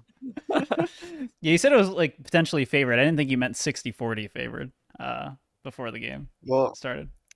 I mean, I feel like Moffitt's opening hands were generally better than mine, and I still ended up winning. So yeah, I think that's true. Exactly.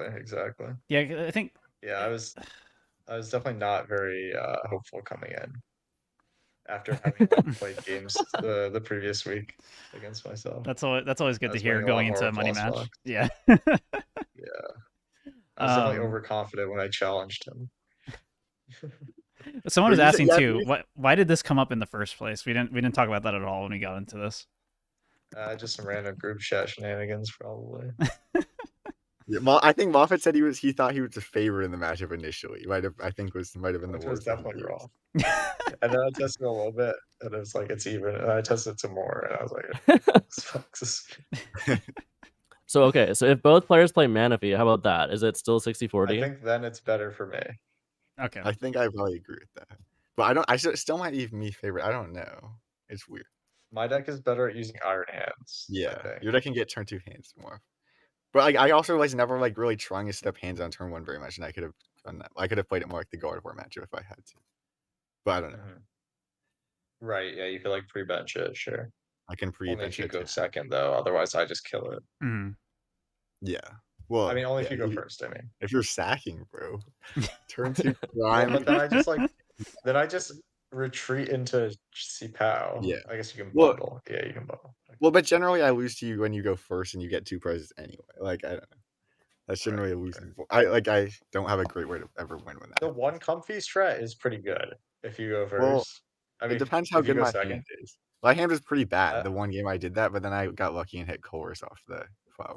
Right. I was winning a lot of games in testing as Lost Box with the one Yeah. comfy strat. It forces so I was much out pretty of them. scared. It Yeah. forces like really good. Yeah. And the one time you did it, I did have hands if I didn't prize lightning. Yeah. Or prime catcher kill your EX that you started if I didn't prize that either. Mhm. Yeah. That game was pretty unfortunate for me. Any other moments y'all want to mention before we end off for the night? I think those were the highlights for sure. Yeah. I think before game 8, I was saying that I hope you finally brick Nick, and then his opening hand was not very good. No, it was terrible. I had a Poffin, but that was about it. Yeah. Andrew, so- last box question. One last Yeah. question. And if you have nest ball energy, in what situations are you looking to grab Comfy versus grabbing Ninja? What are like the variables to consider? Oh yeah, we were talking about this. Yeah. It can be pretty hard. I think it's like, is getting that card in the Lost Zone going to have like a big impact towards getting you to what you need? Like, I feel like turn 1 going first, if you just like only have a nest ball, usually I would get Comfy. I'd rather get Ninja, but like getting the thing active that can get a card in the Lost Zone and then will be there for next turn to get more in the Lost Zone is pretty valuable. There was a time against Nick, like I think I was like, I really need a sack here. I'm like kind of behind, and so I got Greninja instead. But I think that was going second. I was like, I really need like just like 2 playable cards. Right. Yeah, I remember. Yeah. But usually I would get Comfy, I think, if you don't have any other ways to find basics. Was that the Blood Moon start game? I think. Yeah. I think so. Yeah. Yeah. That's I what wasn't it doing was. very much that game. Well, I think I got Ninja also partly because I was like, well, if I Ninja into Buddy Poppin, then maybe I can get to the Ninja this game and Ninja for 2 on the thing. I don't remember. I don't. That game was not very likely for me to win. Mhm. All right. Yeah, you only had a chance because I prized hands heavy ball. Yeah, but it didn't matter. You still like destroyed me. It still wasn't that close. It ended up being kind of close. No, I don't think it was. Didn't I like kill your hands to go to 4 when you were at 2 and you had a full board? No, I think you were going to 2. I don't think it was close at all. Bro. I think you I'm made not it exactly 2. I'm sure. pretty sure you made it They 2 played to a lot 2. of games here. They don't remember everything. There was All good. there were some games where I was playing out where I was like, if this was a regional, I would have scooped 3 turns ago. But this game is not Right. One. Yeah, This no, will be same, past, of like course. double Yeah. superior or something. Same. Oh, I did need to ask Nick. What was going through your head when you were doing all those extra actions on the games you were winning, and do you regret? I just like doing a lot of damage. I was hoping you were Like, going to I'm- crash. My favorite was the I think it was game I think 7. I had a chance game 1, but Right. if you're saying your hand was as good as you say, if your hand I was as think- good as you say yeah. it was, then you. And I didn't prize a gate, so I could do 4. But like from my side, it looked like winnable still. Not Yeah. great. Sure. I don't think you could win based on my hand in my deck. But yeah. Okay. Yeah. Yeah, I There's- was gonna amp that turn and then like make you waste gates on Ursaluna, and then hopefully you don't have enough for hands at the end. That was my game plan. Yeah, I had 3 gates left, and I could draw through my entire deck over 2 turns. I think. Right. So I think. Yeah. it's- Alright. Yeah, very unfortunate to get the 1 DC. I was gonna say my favorite moment was when you were winning and you were starting to do a lot of actions again, and Andrew just decided to scoop and not let it happen.